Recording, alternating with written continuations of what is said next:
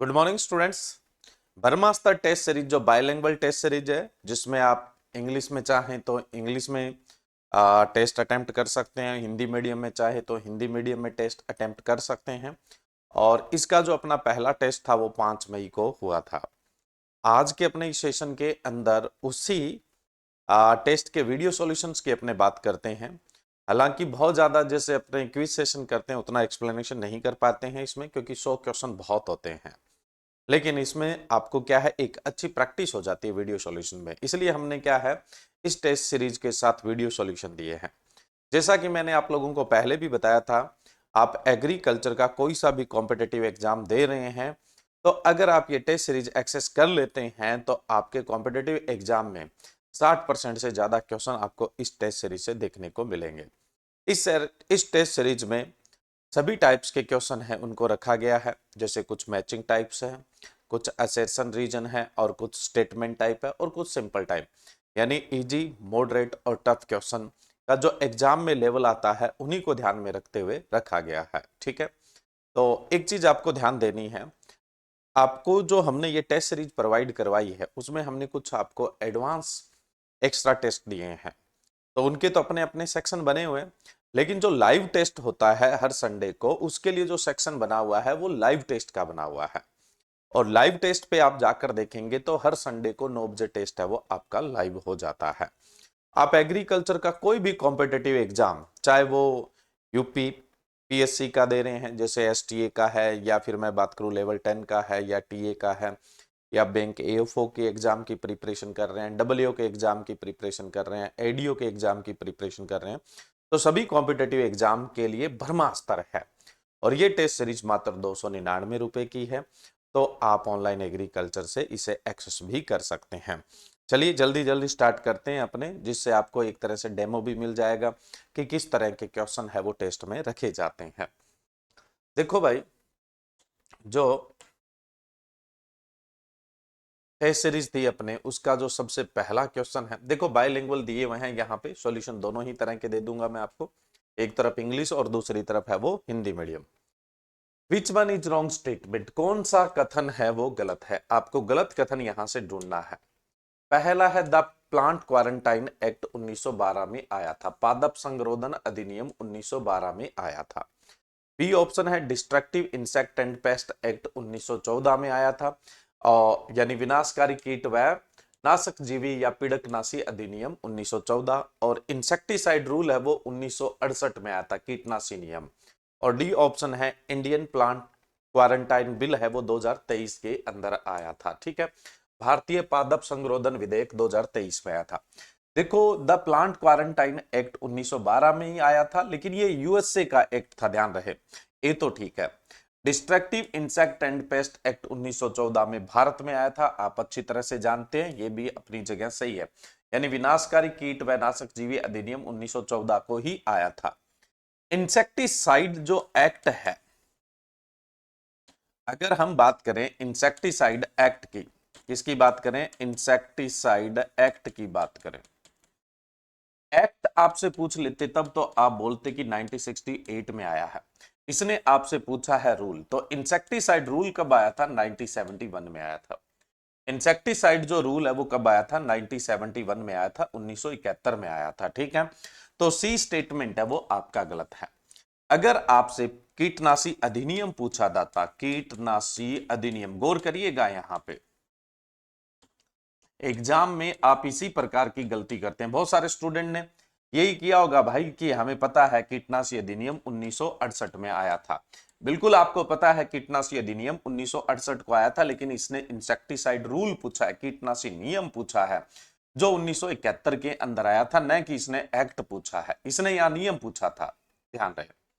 Next है Indian plant quarantine bill, भारतीय पादप संरोधन विधेयक 2023 में ही आया था।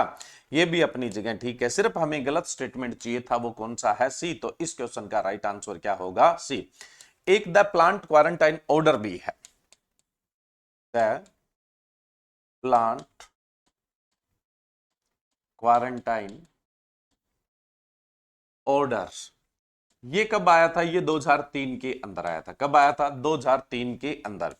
द प्लांट क्वारंटाइन ऑर्डर को क्या बोलते हैं? पादप संगरोधन विधेयक जो है, सॉरी विधेयक क्या, आदेश, पादप संगरोधन जो आदेश है, हिंदी में भी लिख देता हूं, पादप संगरोधन आदेश जो है, पादप संगरोधन आदेश है, ये 2003 के अंदर आया था, जिसे आप इंग्लिश में क्या बोल देते हैं? द प्लांट क्वारंटाइन ऑर्डर, ये 2003 में। और इंडियन प्लांट क्वारंटाइन बिल 2023 के अंदर, इंसेक्टिसाइड रूल 1971 में, इंसेक्टिसाइड एक्ट की बात कर लिया जाए, यानी कीटनाशी अधिनियम की बात कर लिया जाए तो 1968 को था, destructive insect and paste act 1914 को था, और द प्लांट क्वारंटाइन एक्ट है ये 1912 को था। इसको अच्छे से याद कर लीजिएगा। नेक्स्ट अगला क्वेश्चन है, weed word derived from which language? Weed शब्द है वो कौन सी भाषा का शब्द है? देखो भाई, कई सारे शब्द है आपके, जैसे मैं बात करूं, वीड है, टिलेज है, जीरो टिलेज है ना, मॉडर्न टिलेज है,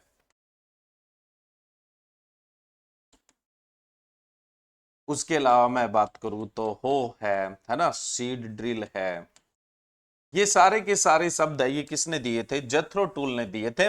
और ये कौन सी भाषा के शब्द थे? एंग्लो सेक्सन भाषा के शब्द थे। कौन सी भाषा के शब्द थे? ये सारे के सारे एंग्लो सेक्सन भाषा के शब्द थे। तो इस क्वेश्चन का राइट आंसर क्या है? डी ऑप्शन है वो आपका राइट है।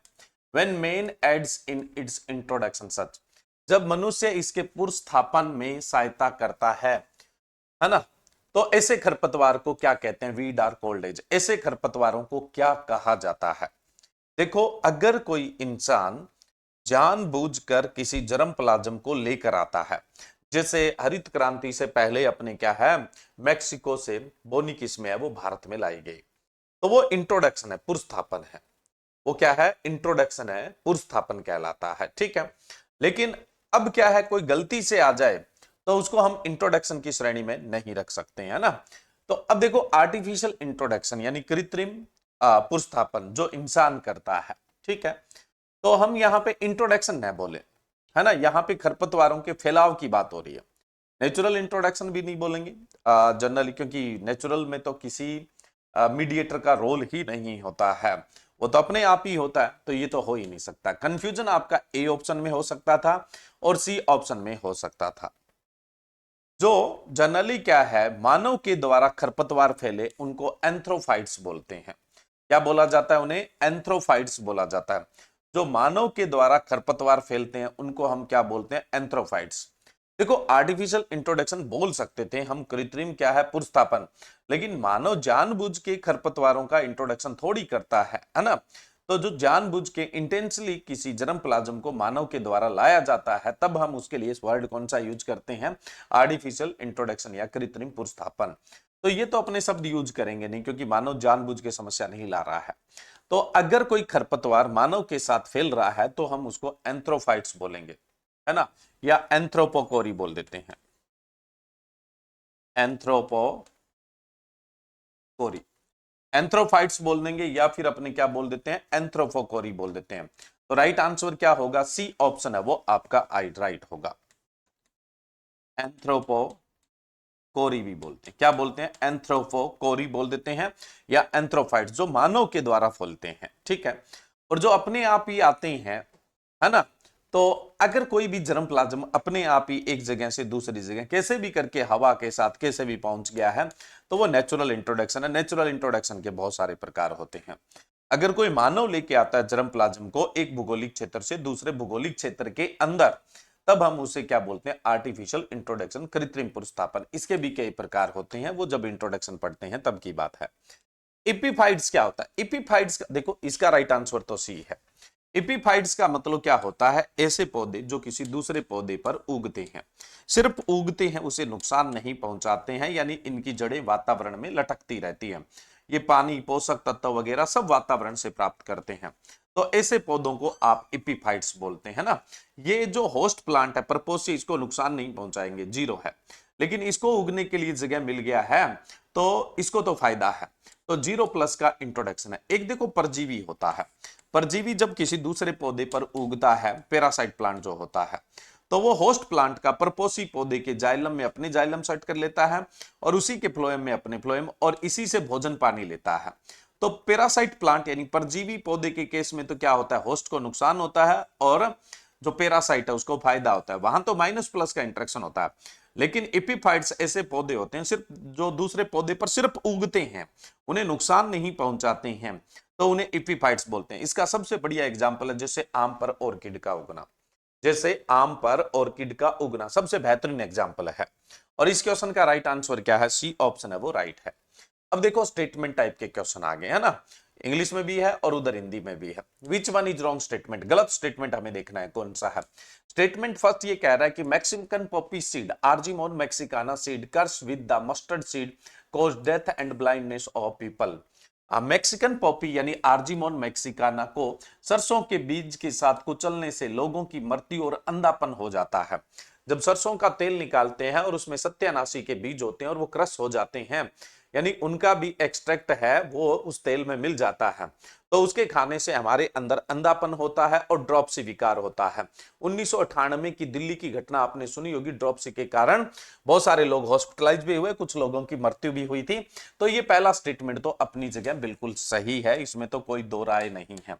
मैं बहुत ज्यादा एक्सप्लेनेशन नहीं दूंगा आपको, बस एक तो क्या है डेमो मिल जाएगा कि इस तरह के क्वेश्चन आते हैं, प्लस हर एक टेस्ट का वीडियो सॉल्यूशन तो करवाना ही है जिससे आपको और ज्यादा अधिक जानकारी हो जाएगी। स्टेटमेंट सेकंड, पहला तो बिल्कुल ठीक है, सेकंड देख लेते हैं हम। Milk from the animal feed on the Mexican Poppy weed can cause the glaucoma in humans. अगर किसी पशु ने मैक्सिकन पॉपी सत्यानाशी खा लिया है और उसका दूध अगर मानव पी लेता है तो उसमें ग्लूकोमा रोग होता है, बिल्कुल सत्य बात है, दूसरा स्टेटमेंट अपनी जगह ठीक है। स्टेटमेंट तीसरा देख लेते हैं, पार्थेनियम पॉइजनस ईवी और common ragweed are responsible for respiratory problems and skin allergy. Parthenium poisonous ivy और उसके अलावा कॉमन रैगवीड जो है ये श्वसन समस्या और त्वचा की एलर्जी पैदा करते हैं, बिल्कुल ठीक बात है। ये तो एमपीआरएयू में भी आया था, ये क्वेश्चन तो सीधे का सीधा एमपीआरएयू में भी आया था, तीसरे स्टेटमेंट वाला। तो तीनों ही स्टेटमेंट ठीक है, हमें तो गलत स्टेटमेंट देखना था, विच वन इज रॉन्ग स्टेटमेंट। कोई सा भी गलत है ही नहीं, कोई सा भी इनमें से गलत है ही नहीं। इस क्वेश्चन का राइट आंसर क्या होगा, डी ऑप्शन है वो आपका राइट होगा। क्लियर है स्टूडेंट्स? चलिए नेक्स्ट अपने बात करें फाइंड करेक्ट स्टेटमेंट। हमें यहां फिर इस बार सही स्टेटमेंट देखना है, पिछले में गलत था, इस बार हमें सही स्टेटमेंट देखना है। स्टेटमेंट पहला ये कह रहा है कि wild rice in rice is an example of ragweed, यानी चावल में जंगली चावल रोग खरपतवार का एक उदाहरण है, विनाश अवांछनीय खरपतवार का एक उदाहरण है। चावल में जंगली चावल का होना रोगवीड का एक उदाहरण है। पहला स्टेटमेंट ये देखो, पहला स्टेटमेंट यहां पे गलत है। कैसे गलत है? रोगवीड कब अपने फाइंड करते हैं, रोगवीड का पता कब लगाते हैं?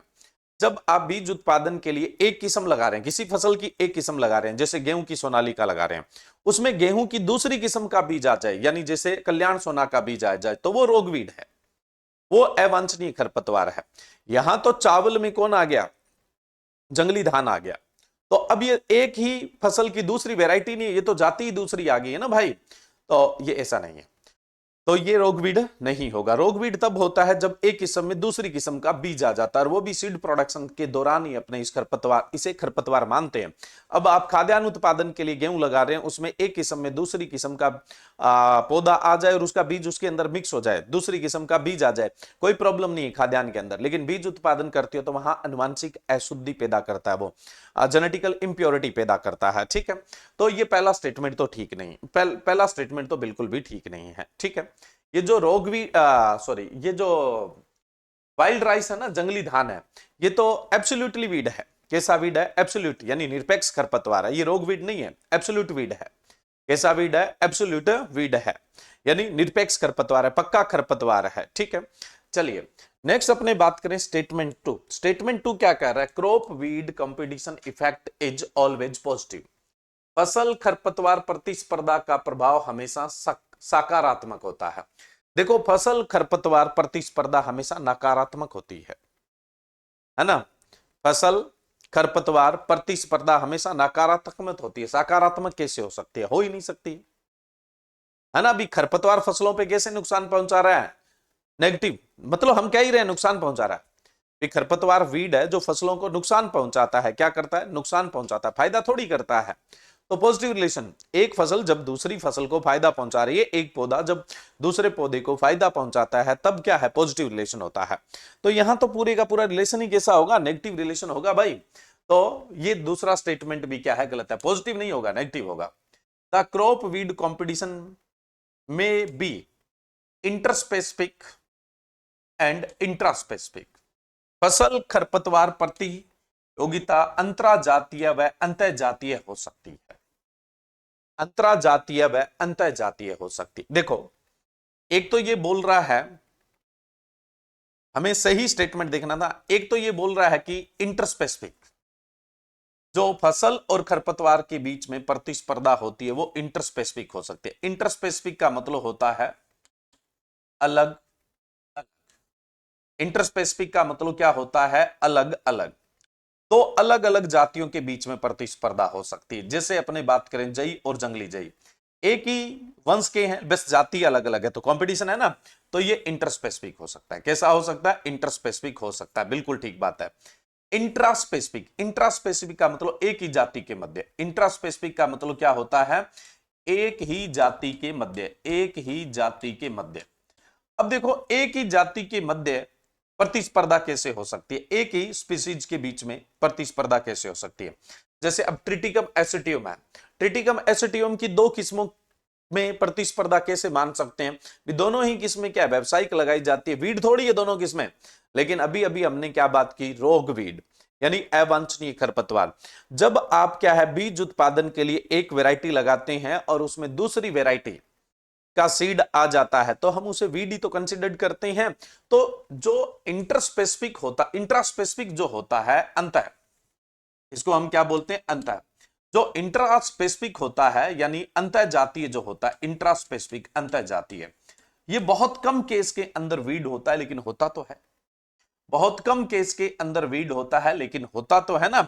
इसलिए ये बहुत रेयर चांसेस देखने को मिलता है, ये बहुत रेयर चांसेस देखने को मिलता है, लेकिन होता तो है, सिर्फ सीड प्रोडक्शन के केस में। तो हम स्टेटमेंट थर्ड को सही मानेंगे। किसको मानेंगे, स्टेटमेंट थर्ड को। और हमें यहां पे क्या है, सही आंसर ढूंढना था, करेक्ट स्टेटमेंट ढूंढना था।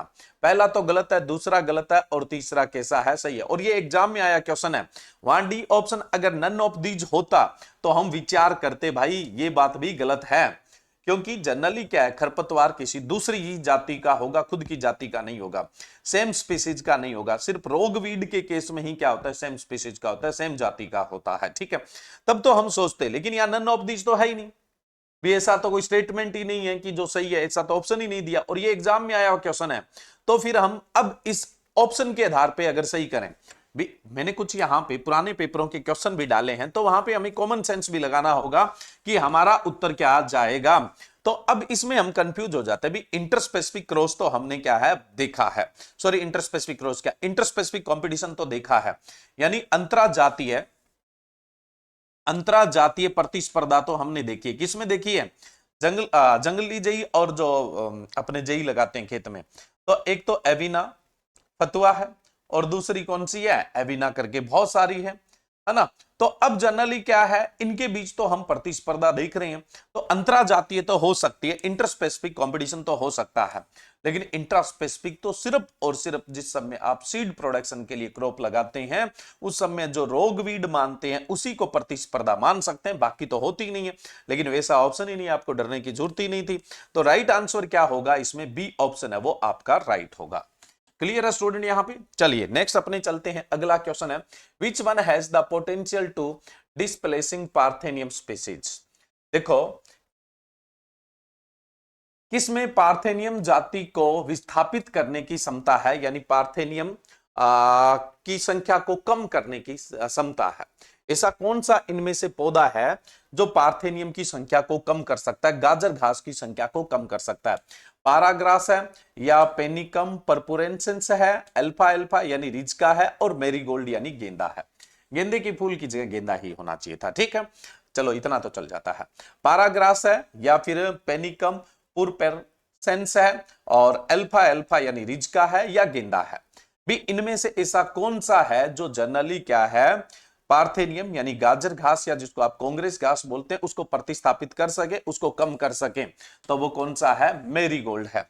मैरीगोल्ड जनरली क्या है, आप देखते हो कि सूत्रकृमि की पॉपुलेशन को भी क्या करता है, कम करता है। और उसके अलावा अगर मैं बात करूं तो जो टमाटर के अंदर फ्रूट बोरर जो होता है, फल भेदक होता है, उसको भी क्या करता है, कम करता है। चलिए, इसका राइट आंसर डी ऑप्शन है। नेक्स्ट है paraquat is a type of herbicide. Paraquat किस प्रकार का शाकनाशी है? अब पेराक्वाट के लिए आपने बहुत सुना है कि पेराक्वाट जो होता है, जब खेत में कोई फसल नहीं होती है तब हमें क्या करना चाहिए, पेराक्वाट का उपयोग करना चाहिए। अब खेत में फसल नहीं है, इसका मतलब क्या है, नॉन सेलेक्टिव है, सभी को मारता है। तो अब नॉन सेलेक्टिव है, ये तो सीधी सी बात है, लेकिन नॉन सेलेक्टिव वाले तो कई सारे ऑप्शन है आपके। डी तो पहले से ही गायब हो गया। जो पेराक्वाट है वो नॉन सेलेक्टिव है, अचयनात्मक है। पेराक्वाट है वो कैसा है, नॉन सेलेक्टिव है। तो ए तो हो सकता है, सी भी हो सकता है, डी भी हो सकता है। उसके बाद ध्यान दे, ये फोलिएज एप्लीकेशन, पौधों पर छिड़कने के काम का है। अब इसमें सोयल एप्लीकेंट लिखा हुआ है, यानी मर्दा अनुप्रयुक्त। तो मर्दा अनुप्रयुक्त नहीं है भाई, ये मर्दा अनुप्रयुक्त नहीं है, ये सिर्फ कैसा है, फोलिएज अप्लाइड है। फोलिएज अप्लाइड का मतलब पर्णस्क्रिय है ना। तो नॉन सेलेक्टिव है, फोलिएज अप्लाइड पर्णस्क्रिय, यानी पौधे के ऊपर छिड़का जाता है। और कैसा है, कॉन्टैक्ट हर्बिसाइड है, जितने हिस्से के संपर्क में आता है उसे ही खत्म करता है। तो इसका राइट आंसर क्या है, सी। बहुत ज्यादा एक्सप्लेनेशन नहीं दे सकता, अपने को 100 क्वेश्चन पार कर रहे हैं भाई। नॉन सेलेक्टिव, फोलिएज अप्लाइड और कॉन्टैक्ट हर्बिसाइड है। नेक्स्ट अपने बात करें, फाइंड करेक्ट स्टेटमेंट, सही कथन चुने। अब सही कथन ढूंढना है तो ए ऑप्शन है, anagallis and chenopodium are obligate weeds. Anagallis और चिनोपोडियम जो है विकल्पी खरपतवार है।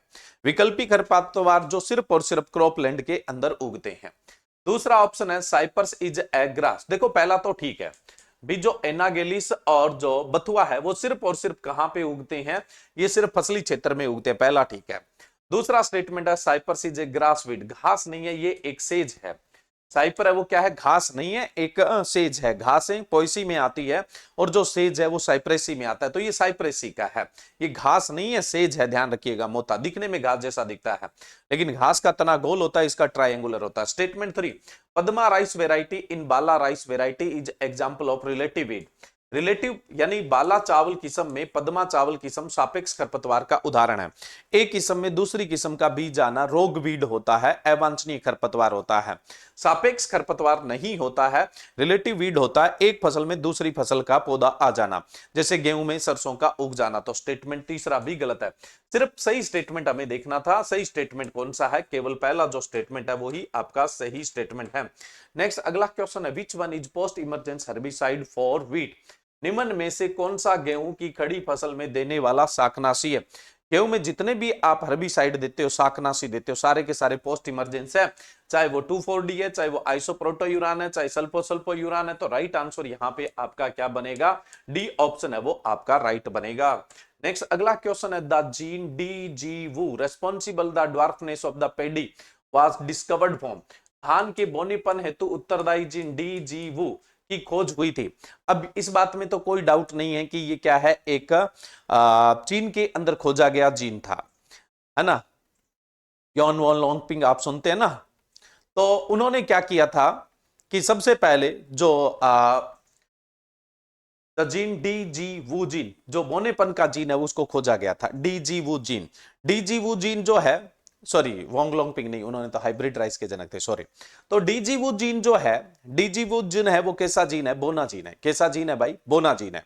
और ये कहां खोजा गया था, चीन में खोजा गया था। और चीन के कौन से क्षेत्र में खोजा गया था, ताइवान के अंदर खोजा गया था। कहां खोजा गया था, ताइवान के अंदर। तो राइट आंसर क्या है, डी ऑप्शन है वो इसका राइट है, ठीक है, ध्यान रखना।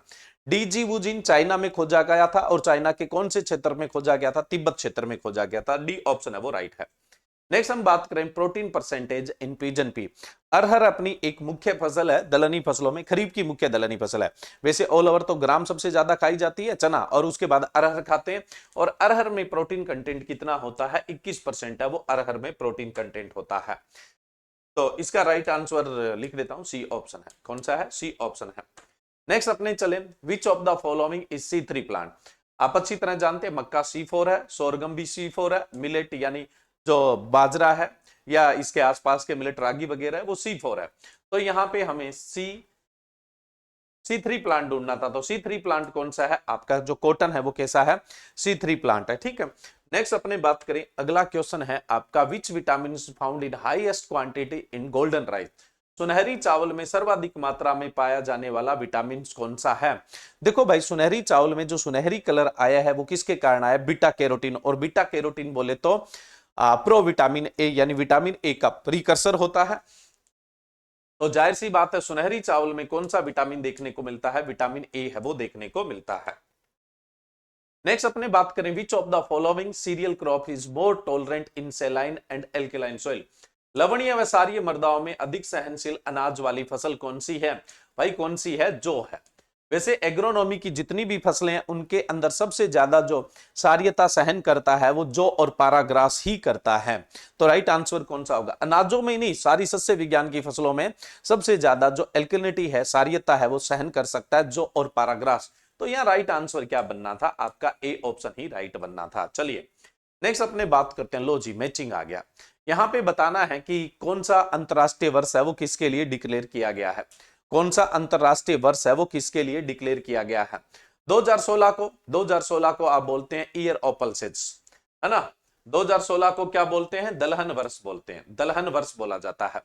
2021 को क्या बोलते हैं भाई? 2021 को आप बोलते हैं year of fruit and vegetable year बोलते हैं। कौन सा बोलते हैं? फ्रूट एंड वेजिटेबल ईयर है वो बोलते हैं। ठीक है। उसके बाद आपका ऑप्शन दिया हुआ है 2023। 2023 को तो जना खना जानता है, कदन वर्ष, इंटरनेशनल ईयर ऑफ मिलेट बोलते हैं, है ना, 2023 को। तो 2023 के लिए चौथा आ जाएगा। और उसके बाद बचा 2004। 2004 को आप राइस ईयर बोलते हैं। क्या बोलते हैं? राइस ईयर बोलते हैं। 2 3 4 1 ऑप्शन कहां पे है? 2 3 4 1 ऑप्शन ये रहा आपका, 2 3 4 1। तो इस क्वेश्चन का राइट आंसर क्या हो गया? सी ऑप्शन है वो राइट हो गया। इस तरह से मैचिंग करेंगे ना। 2016 क्या है? पल्सेज ईयर है। 2021 कौन सा है? फ्रूट एंड वेजिटेबल ईयर है। 2023 है वो कौन सा है? मिलेट ईयर है। और 2004 क्या है? राइस है। फिर आप देख लीजिए सीक्वेंस, सीधी सी बात है, हो जाएगा। चलिए नेक्स्ट अगला आपका क्वेश्चन है, मैच द फॉलोइंग। फिर क्या है? यहां पर आपको मैचिंग दे दी गई है। यहां पे दिया गया है कि मैगजीन और जर्नल है वो कहां से प्रकाशित होते हैं। मैगजीन सामान्य भाषा में होता है, जो सभी लोगों के लिए होता है, किसानों के लिए, स्टूडेंट्स के लिए, जो भी एक जिस फील्ड में इंटरेस्ट रखते हैं, ये कॉमन टॉपिक पे होता है। ठीक है, एक ही विषय के कॉमन टॉपिक पे मैगजीन होती है। जर्नल्स होते हैं, उनमें साइंटिफिक लैंग्वेज होती है, वैज्ञानिक भाषा होती है, जो स्कॉलर्स और रिसर्चर के लिए होता है। ठीक है, तो सबसे पहले तो आपको दिया हुआ है खेती। खेती कहां से प्रकाशित होता है? अब आपको अच्छे से पता होना चाहिए, खेती है वो आपका प्रकाशित होता है आईसीआर से। खेती कहां से प्रकाशित होता है? आईसीआर से प्रकाशित होता है। उसके बाद दूसरा है कृषि भारती कहां से प्रकाशित होता है? तो कृषि भारती है वो Chandrashekhar Azad university of agriculture technology Kanpur से प्रकाशित होता है ना। इसका चौथा होगा, इसका तीसरा होगा। ठीक है। उसके बाद जर्नल ऑफ सीड रिसर्च। अब जर्नल ऑफ सीड रिसर्च है वो कहां से प्रकाशित होता है? ये आपका प्रकाशित होता है आईआरआई से। एक नंबर हो जाएगा, 3 4 1। उसके बाद जर्नल ऑफ ऑयल सीड कहां से प्रकाशित होता है? DOR हैदराबाद से प्रकाशित होता है ना। यानी directed of oil seed research Hyderabad से प्रकाशित होता है। तो 4 3 1 2 वाला ऑप्शन देख लो, 4 3 1 2, 4 3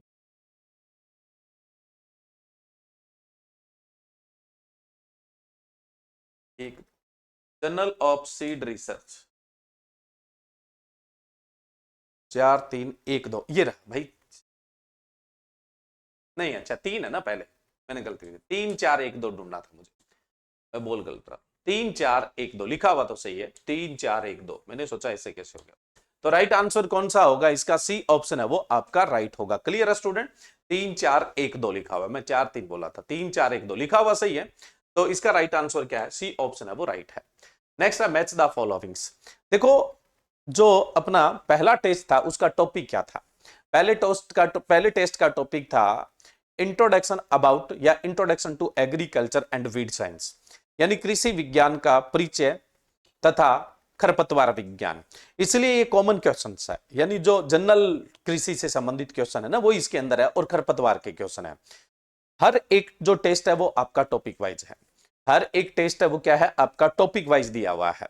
तो टॉपिक के अनुसार ही क्वेश्चन आएंगे, टॉपिक्स के अनुसार ही क्वेश्चन। अब इंट्रोडक्टर में तो इंट्रोडक्टरी पार्ट में तो आपके इंस्टीट्यूट वगैरह, कुछ ईयर वगैरह, है ना, ये सब चीजें आएगी ही आएगी।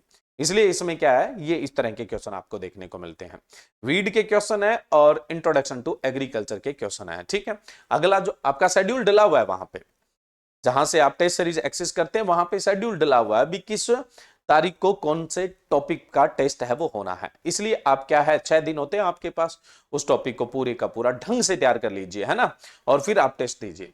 अगला है मैच द फॉलोइंग, फिर से आपको क्या करना है, मैच करना है।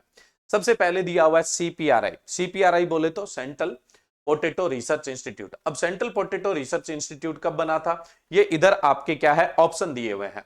तो ये बना था 1949 के अंदर। फिर है CRIJA, central research institute for jute and allied जो फाइबर है ना, CRIJA है। तो CRIJA है, ये कब बना था, CRIJ है ये आपका कब बना था, ये बना था 1953 को, है ना। उसके बाद हम बात करें क्रीडा। अब क्रीडा जो है central research institute for dryland agriculture है, हैदराबाद के अंदर, है ना। कब बना था ये। सीपीआरआई तो आपको पता है शिमला के अंदर है, और जो जूट एंड एलाइड फाइबर है उसका कहां पे बता सकते हैं आप, है ना। एक तो फोल्डर का, और ये कमेंट जरूर करिएगा, एक तो फोल्डर का और एक जूट का, इन दोनों का जो रिसर्च इंस्टीट्यूट है, सेंट्रल रिसर्च इंस्टीट्यूट है, ये कहां पे लोकेटेड है, बहुत सिंपल सा है। चलिए नेक्स्ट, क्रीडा हैदराबाद के अंदर है, और CRRI तो आप जानते हैं central rice research institute Cuttack Orissa के अंदर, और इसकी स्थापना हुई थी 1946 में। 2 4 1 3, 2 4 1 3 वाला ऑप्शन कौन सा होगा, 2 4 1 3 वाला ऑप्शन होगा। तो राइट आंसर क्या होगा, यहां पे बी ऑप्शन है वो आपका राइट होगा। सीपीआरआई मैंने बता दिया शिमला में बना था 1949 को, और CRIJ कहां बना था ये मेरा क्वेश्चन था, और ये बना था आपका CRIJ है वो 1953 को। क्रीडा जो आपका बना है ये बना है 1985 को हैदराबाद में, और CRRI आप सब लोग जानते हैं कटक उड़ीसा के अंदर है। ठीक है, और ये CRRI है ये कटक उड़ीसा के अंदर 1940 को बना था। राइट आंसर क्या है, बी ऑप्शन है वो राइट है। नेक्स्ट अगला क्वेश्चन है मैच द फॉलोइंग्स। आपको बताना है कौन सी फसल में कौन सा जहरीला तत्व है। अब देखो कपास के अंदर जहरीला तत्व कौन सा है, गोसिपोल है, चौथा राइट है। फिर दिया हुआ है आलू में, आप अच्छी तरह से जानते हैं सोलेनिन है, कौन सा है, सोलेनिन है। आलू में जहरीला तत्व कौन सा है, सोलेनिन है। ब्रिंजल में कौन सा है, सोलेसोडिन है। बैंगन में कौन सा है, सोलेसोडिन है। और रिजका के अंदर सेपोनिन होता है। रिजका में कौन सा है, सेपोनिन होता है। 4 3 2 1 वाला उत्तर सही है, 4 3 2 1 वाला उत्तर सही है। तो राइट आंसर क्या होगा, ए ऑप्शन है वो आपका राइट है। क्लियर है स्टूडेंट यहां पे। चलिए नेक्स्ट अपने चलते हैं अगले क्वेश्चन में। अगला है मैच द फॉलोइंग्स। इस बार आपको तेल का प्रतिशत बताना है। किसका प्रतिशत बताना है, तेल का प्रतिशत। ए ऑप्शन है रॉकेट क्रॉप, जिसको आप बोलते हैं तारामीरा। तारामीरा में तेल होता है 35%, तो तीसरा होगा। मस्टर्ड सरसों, सरसों के अंदर तेल होता है 38 से 42, कितना होता है 38 से 42। फिर बात आ गई केस्टर, अरंडी में तेल होता है 50 से 55, कितना होता है 50 से 55, और कपास में लगभग 16%। 3 4 2 1, 3 4 2 1 के अनुसार राइट आंसर क्या बनेगा आपका, सी ऑप्शन है वो आपका राइट बनेगा। क्लियर है स्टूडेंट्स। चलिए नेक्स्ट अगला क्वेश्चन है, highest amount of the fat among the grain is found in peer mills, what is the type of inflorescence in this crop. अनाजों में सर्वाधिक वसा की मात्रा बाजरा में 5% होती है, इस फसल में पुष्पक्रम का प्रकार क्या है। पूछा तो पुष्पक्रम है, लेकिन आपको क्या है साथ साथ में इसने एक ये भी बता दिया कि अनाजों में सबसे ज्यादा वसा बाजरा में होती है, 4.7% होती है, राउंड फिगर में 5% बोल देते हैं। अब इसके पुष्पक्रम का प्रकार क्या, ए ऑप्शन है कैरियोप्सिस। कैरियोप्सिस तो अनाजों के फल का प्रकार होता है, ये तो होगा ही नहीं। अब बचा स्पाइक, सभी अनाजों में पुष्पक्रम होता है स्पाइक, सिर्फ धान के अंदर, ज्वार के अंदर और प्रोसो मिलेट जो होता है, इन तीन के अंदर पेनिकल होता है, बाकी सब में कौन सा होता है, स्पाइक होता है। तो इसमें भी इन्फ्लोरेसेंस कैसा होगा भाई, स्पाइक ही होगा। कैसा होगा, स्पाइक होगा, ध्यान रखिएगा। नेक्स्ट अगला आपका क्वेश्चन है, who gave the harvesting index. Harvesting index यानी कटाई सूचकांक है वो किसने दिया था। एक तो हार्वेस्टिंग इंडेक्स और एक आइडियोटाइप्स, है ना। एक आइडियोटाइप्स और हार्वेस्टिंग इंडेक्स है वो कौन से वैज्ञानिक ने दिए थे भाई, डोनाल्ड ने दिए थे। किसने दिए थे, डोनाल्ड ने दिए थे। राइट आंसर क्या है, बी ऑप्शन है वो आपका राइट है। एक्सप्लेन नहीं कर पाएंगे ज्यादा। How much Hector in 1 square kilometre area. देखो 1 किलोमीटर का मतलब होता है 1000 मीटर लंबा, लेकिन इसने स्क्वायर किलोमीटर बोला है। स्क्वायर किलोमीटर का मतलब क्या हो जाएगा, 1000 इंटू 1000, भुजा स्क्वायर होता है, तो 1000 इंटू 1000, तो ये है 1 स्क्वायर किलोमीटर एरिया। कितना है, 1 स्क्वायर किलोमीटर एरिया। और 1 हेक्टर में कितना होता है, 10,000 वर्ग मीटर होता है। कितना होता है, 10,000 वर्ग मीटर होता है। 1 हेक्टर में कितना होता है, 10,000 वर्ग मीटर होता है। ठीक है, 10,000 मीटर स्क्वायर होता है 1 हेक्टर में, आप पढ़ते हैं।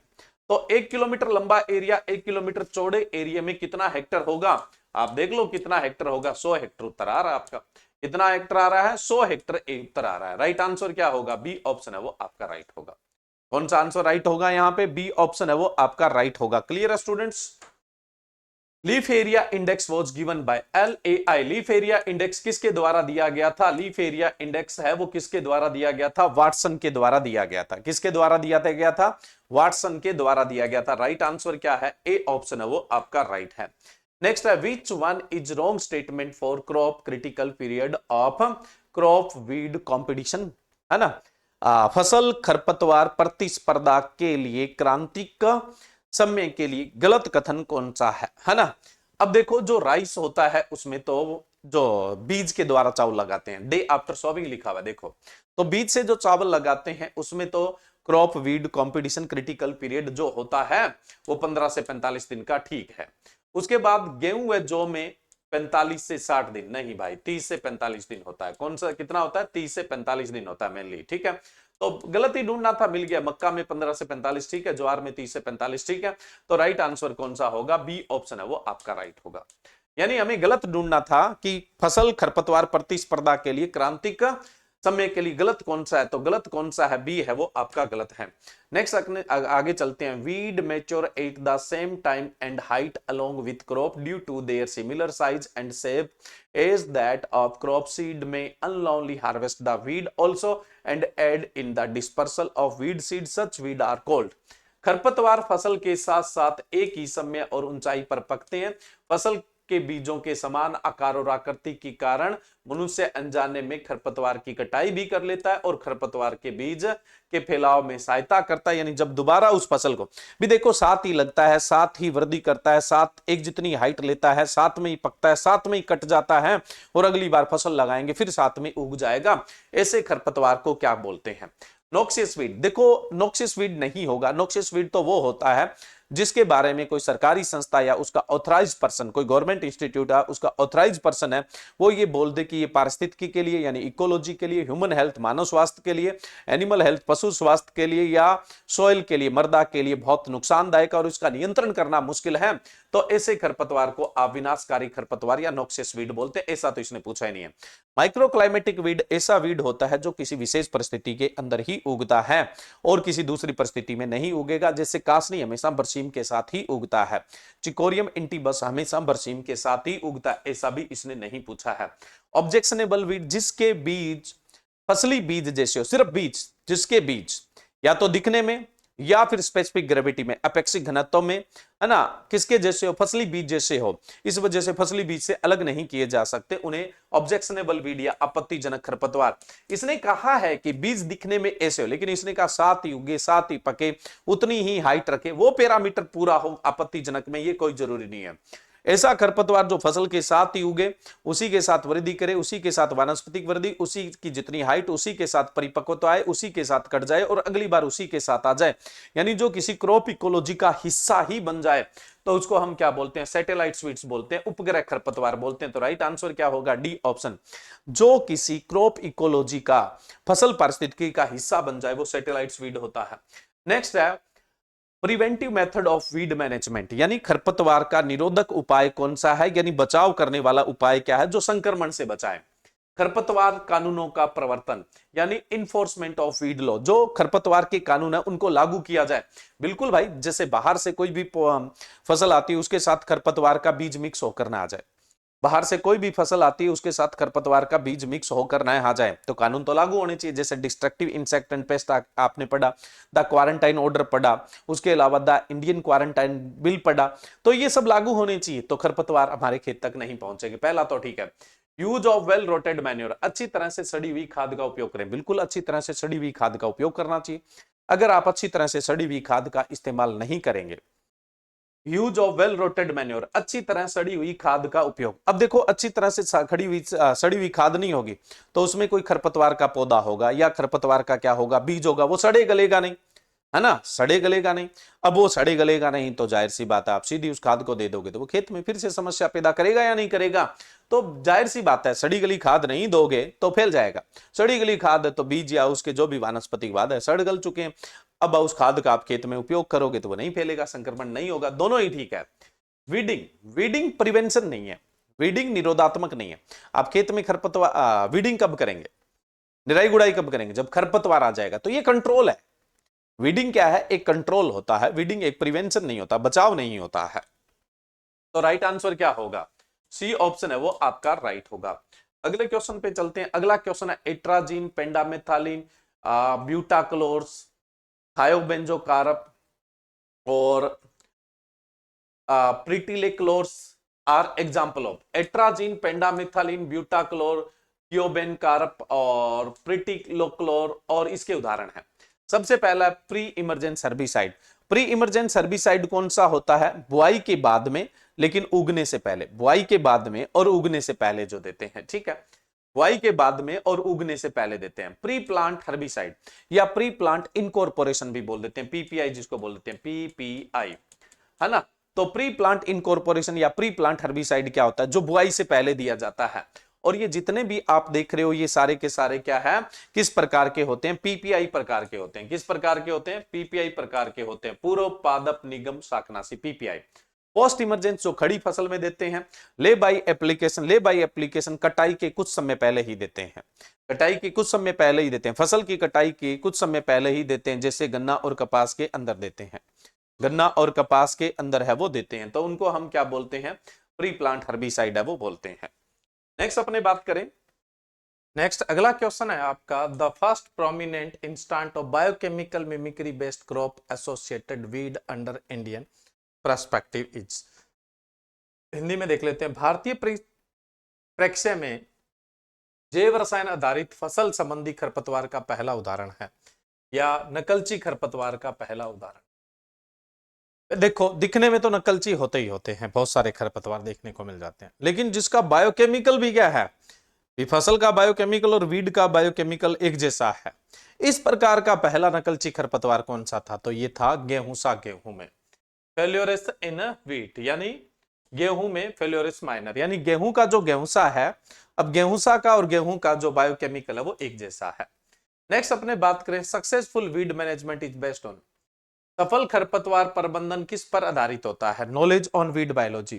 खरपतवार जीव विज्ञान का नॉलेज होना चाहिए भाई, बिल्कुल होना चाहिए, तभी तो आप खरपतवार का नियंत्रण कर पाएंगे। सर्वे on the nature of weed problem, खरपतवार समस्या की प्रकृति के बारे में पता होना चाहिए भाई, खरपतवार है वो किस प्रकार की जो समस्या है वो पैदा करता है। फुल फार्म प्लानिंग, पूरे खेत की आपके पास योजना होगी तभी तो आप निराई गुड़ाई का या पेस्टिसाइड डाल रहे हैं, हर्बिसाइड डाल रहे हैं, वो सब आपके पास प्लान होना चाहिए। Removal of weed before flowering, फूल आने से पहले खरपतवार निकालना।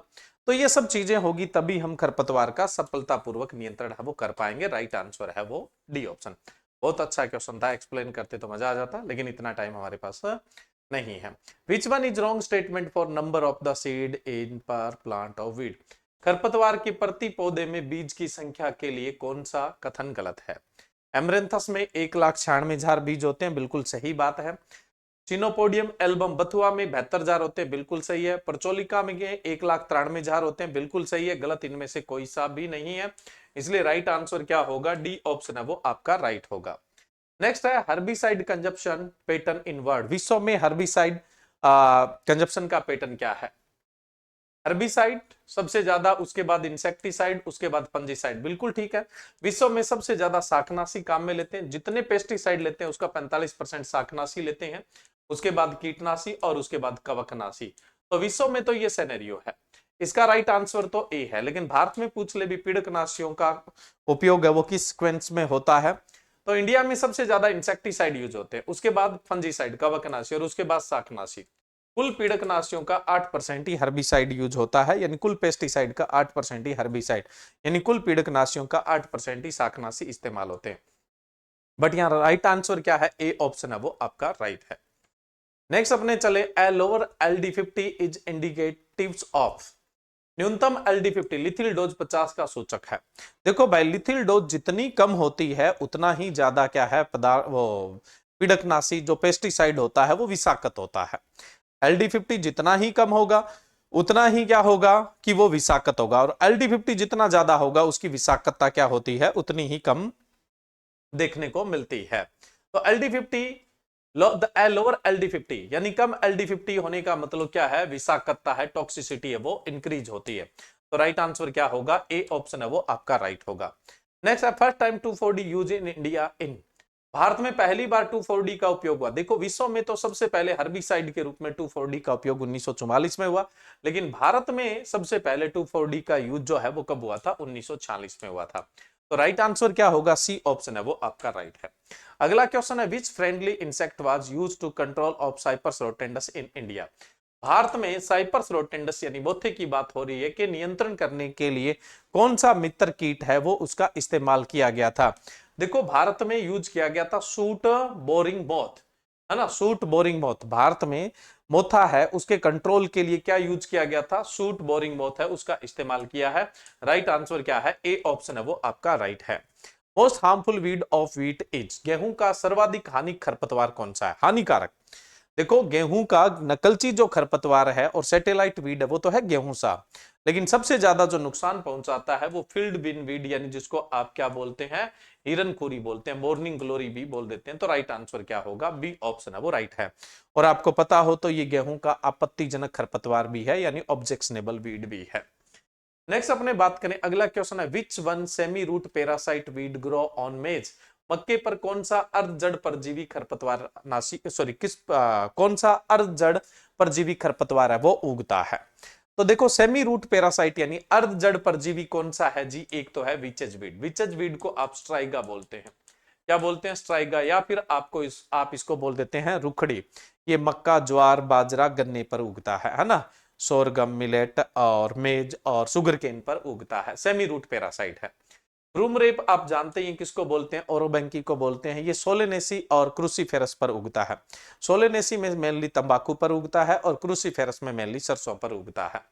फिर दिया हुआ है लोरेंथस, तो लोरेंथस जो है भाई ये उगता है एक तो आम पर एक रबर पे, सेमी स्टेम पैरासाइट है, ये टोटल रूट पैरासाइट है, टोटल रूट पैरासाइट है, टोटल रूट पैरासाइट है, पूर्ण जड़ परजीवी है। ब्रूम रेप जो है यानी जिसको आप ओरोबैंकी बोलते हैं।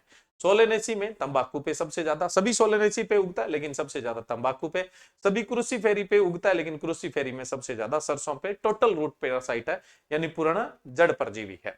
लोरेंथस की बात की जाए तो अर्धतना परजीवी है, सेमी स्टेम पैरासाइट है, आम पे रबर पे प्लांटेशन क्रॉप में जिसमें स्पेशली चाय और कॉफी पर और रबर पर। डोडर जिसको आप अमरबेल बोलते हैं, और ये कंप्लीट स्टेम पैरासाइट या टोटल स्टेम पैरासाइट होता है, पूर्ण तना परजीवी होता है। फसलों में तो ये सबसे ज्यादा रिजके को नुकसान पहुंचाता है, उसके अलावा बरसीम पर भी उग सकता है और होस्ट रेंज इसकी बहुत है, नीम पे उग सकता है, बेर पे उग सकता है, ऐसे करके बहुत लंबी चौड़ी इसकी होस्ट रेंज है, लेकिन फसलों में सबसे ज्यादा ये रिजका को नुकसान पहुंचाता है, डोडर जिसको आप अमरबेल बोलते हैं। तो इस क्वेश्चन का राइट आंसर तो ए ऑप्शन था, स्ट्राइगा यानी रूखड़ी। नेक्स्ट अपने बात करें application of volatile chemical on confined space to produce gas that will destroy weed seed is called, gas उत्पन्न करने के लिए सीमित स्थानों पर वाष्पशील रसायन का अनुप्रयोग जो खरपतवार के बीजों को नष्ट कर देगा उसे कहते हैं। देखो ऐसा होता है, मिट्टी में इसको मिक्स करते हैं, मिट्टी में टिलेज भूपरिष्करण करते हैं, फिर मिट्टी में इस शाकनाशी हर्बिसाइड को मिक्स कर देते हैं, ऊपर पॉलीथीन से कवर कर देते हैं। अब धूप की वजह से इसमें जहरीली गैस बनती है ना, मतलब धुआं बनता है और जिसकी वजह से वीड के सीड है वो खत्म हो जाते हैं। इसको हम बोलते हैं धूमन यानी फ्यूमिगेशन बोलते हैं। तो राइट आंसर क्या होगा, ए ऑप्शन है वो आपका राइट होगा, यही पूछा गया था। हर्बिगेशन आप लोग अच्छी तरह से जानते हैं, सिंचाई जल के साथ अगर आप उर्वरकों को देते हैं तो वो क्या होता है, फर्टिगेशन, और सिंचाई जल के साथ यानी इरिगेशन वाटर के साथ अगर आप हर्बिसाइड देते हैं तो उसको बोलते हैं हर्बिगेशन। बैंड एप्लीकेशन क्या होता है, फसलों के बीच में आप लगातार कोई भी रसायन देते हैं, है ना, ऐसे एक पट्टी में लगातार रसायन दे देते हैं, उसको बैंड एप्लीकेशन बोलते हैं। ब्लैंकेट एप्लीकेशन का मतलब होता है पूरे खेत में आप किसी चीज का स्प्रे करते हैं, यानी ऐसा नहीं कुछ हिस्से को छोड़ दिया कुछ पे कर दी, कुछ पौधों को छोड़ दिया कुछ पे कर दी, नहीं, कंटिन्यू सभी पौधों पे करते हैं तो उसे ब्लैंकेट एप्लीकेशन कहते हैं। लेकिन जो पूछा गया था उसका राइट आंसर क्या है, फ्यूमिगेशन है यानी धूमन है। देखो भाई, आपका जो नेक्स्ट क्वेश्चन है वो है reduction in yield due to weed is high in, यानी खरपतवारों से सर्वाधिक नुकसान कौन सी फसल में होता है। नुकसान बोले तो देखो, किसी फसल को जितने भी पेस्ट है उनसे टोटल जो नुकसान हो रहा है, उसमें से वीड से नुकसान सबसे ज्यादा किसको होता है? अनियन को होता है, प्याज को होता है। प्याज में जो कुल लॉस होता है ना, टोटल लॉस होता है, उसका 90.7% वीड से हो जाता है। तो सबसे ज्यादा किसमें होता है? वीड से। उसके बाद हम एग्रोनॉमी क्रॉप में बात करें तो एग्रोनॉमी क्रॉप में आपको कॉटन में देखने को मिलता है। कॉटन में 47% के लमसम हो जाता है, 47.5। सुगर बीट, चुकंदर, ये तो हॉर्टिकल्चर क्रॉप आ जाती है, इसमें 48.4% टोटल लॉस का होता है। इसका टोटल लॉस का होता है। मेज के अंदर बात करें तो मेज में यही आप देखोगे 20 से 30% तक है वो किससे लॉस हो जाता है? वीड से लॉस हो जाता है। तो राइट आंसर क्या होगा? डी ऑप्शन है वो आपका राइट होगा। नेक्स्ट अगले क्वेश्चन में बढ़े। कल्टीवेशन ऑफ वाटर चेस्टनट, जिसको आप ट्रेपा बिस्पोनोसा बोलते हैं, is abundant in India due to. सिंघाड़ा की खेती भारत में किसके कारण छोड़ दी गई? अरे भाई, सिंघाड़ा की खेती है वो जनरली जलकुंभी के प्रभाव की वजह से छोड़ दी गई, क्योंकि जलकुंभी ज्यादा फैल जाता है, इस वजह से सिंघाड़ा को पनपने के लिए जगह ही नहीं मिलती है। तो हम राइट आंसर क्या मानेंगे? इकोरिनिया। इकोरिनिया को आप क्या बोल देते हैं? वाटर हाइसिंथ, या फिर क्या बोल देते हैं? जलकुंभी। अब जलकुंभी के प्रकोप की वजह से भारत के अंदर क्या है? सिंगाड़े की खेती है उसको करना कम कर दिया गया है। उसके बाद अगला क्वेश्चन है the type of soil which require high dose of herbicide to be effective is. किस प्रकार की मिट्टी में शाकनाशी की उच्च खुराक की आवश्यकता पड़ती है? भाई, जो कार्बनिक मिट्टी होती है, हिस्टोसोल होती है ना, उसके अंदर क्या है? हमेशा ही पेस्टिसाइड की ज्यादा जरूरत पड़ती है अगर पेस्टिसाइड दे रहे हो, क्योंकि इसमें क्या है? जनरली ऑर्गेनिक मैटर ज्यादा होता है जो केमिकल के इफेक्ट को क्या कर देता है? कम कर देता है। तो बी ऑप्शन है वो आपका राइट होगा। बहुत अच्छा क्वेश्चन है ये। Which of the weed act as alternate host on the gram caterpillar of red gram? कौन सा खरपतवार अरहर के ग्राम कैटरपिलर के लिए वैकल्पिक मेजबान के रूप में कार्य करता है? अल्टरनेट होस्ट तो जानते होंगे आप। देखो, एक तो होता है भी कोई भी कीट है जिस पौधे पे लगता है वो मुख्य उसका होस्ट है, मुख्य पोषक प्रपोषी है। मान लो वो प्रेजेंट नहीं होता है और उस केस के अंदर वो क्या है? किसी दूसरे पौधे पर अपना काम चलाता है, तो उसको अल्टरनेट होस्ट बोलते हैं। काम चलाता है, जैसे ही उसका मेन होस्ट आएगा, मुख्य प्रपोसी आएगा, वो उस पर शिफ्ट हो जाएगा वापस। तो यहां अल्टरनेट होस्ट पूछा गया है। तो अल्टरनेट होस्ट है वो जनरली किसका? देखो भाई, ग्राम कैटरपिलर का। किसका? अरहर में लगने वाला जो ग्राम कैटरपिलर है वही पॉलीफेगस है भाई, सीधी सी बात है। हेलिकोवर्पा आर्मीजेरा की बात हो रही है। तो इसका एमरेंथस भी अल्टरनेट होस्ट है और धतूरा भी अल्टरनेट होस्ट है। तो राइट आंसर क्या है? सी ऑप्शन है वो राइट है। चौलाई और धतूरा दोनों ही अरहर के ग्राम कैटरपिलर के अल्टरनेट होस्ट है, यानी एकांतर प्रपोषी का काम करते हैं। नेक्स्ट अपने बात करें, अगला क्वेश्चन स्टेटमेंट टाइप का क्वेश्चन है। Which statement is correct? कौन सा स्टेटमेंट है वो करेक्ट है? स्टेटमेंट पहला क्या बोल रहा है? For weed control in pulse and oilseed crops, fluclorin used as a pre-plant emergence and pendimethalin used as a pre-emergence। दालों और तिलहनी फसलों में खरपतवार नियंत्रण के लिए फ्लूक्लोरिन है वो तो प्री प्लांट इनकॉर्पोरेशन के रूप में, और पेंडामेथालिन है वो प्री इमरजेंस के रूप में काम में लिया जाता है। स्टेटमेंट सेकंड क्या है? For weed control in pulses and oil seed crop, clodinafops and quizalofops use as a post emergence. दालों और तिलहनी फसलों में खरपतवार नियंत्रण के लिए क्लोडिनेटॉप्स और क्विजोलोटॉप्स एक पोस्ट उद्भव के रूप में काम करते हैं। देखिए भाई, अगर हम बात करें दालों में और तिलहनी फसलों में, इवन सब्जियों में और फूलों में भी, जो फ्लूक्लोरीन है वो तो पीपीआई के रूप में ही इस्तेमाल करते हैं, प्री प्लांट इनकॉर्पोरेशन के रूप में, और पेंडामेथालिन है वो प्री इमरजेंस के रूप में ही काम में लिया जाता है। तो पहला स्टेटमेंट तो बिल्कुल ठीक है, इसमें कोई दो राय नहीं है। फिर तिलहनी फसलों में और दलहनी फसलों के अंदर और बीजीय मसालों में क्लोडिनेटॉप और क्विजालोटॉप है, ये पोस्ट इमरजेंस के रूप में ही काम में लेते हैं। और यहां कौन सा कथन सही है? सही बताना था तो दोनों ही अपनी जगह क्या है? सही है, दोनों ही अपनी जगह ठीक है। नेक्स्ट है diuron herbicide use in which crop. Diuron जो हर्बिसाइड है वो मेनली कौन सी फसल में काम में लेते हैं? डायूरेन तो वैसे ही कॉटन हर्बिसाइड के रूप में जाना जाता है। किसमें काम में लेते हो? कॉटन के अंदर, और इसको बोलते ही अपने क्या है?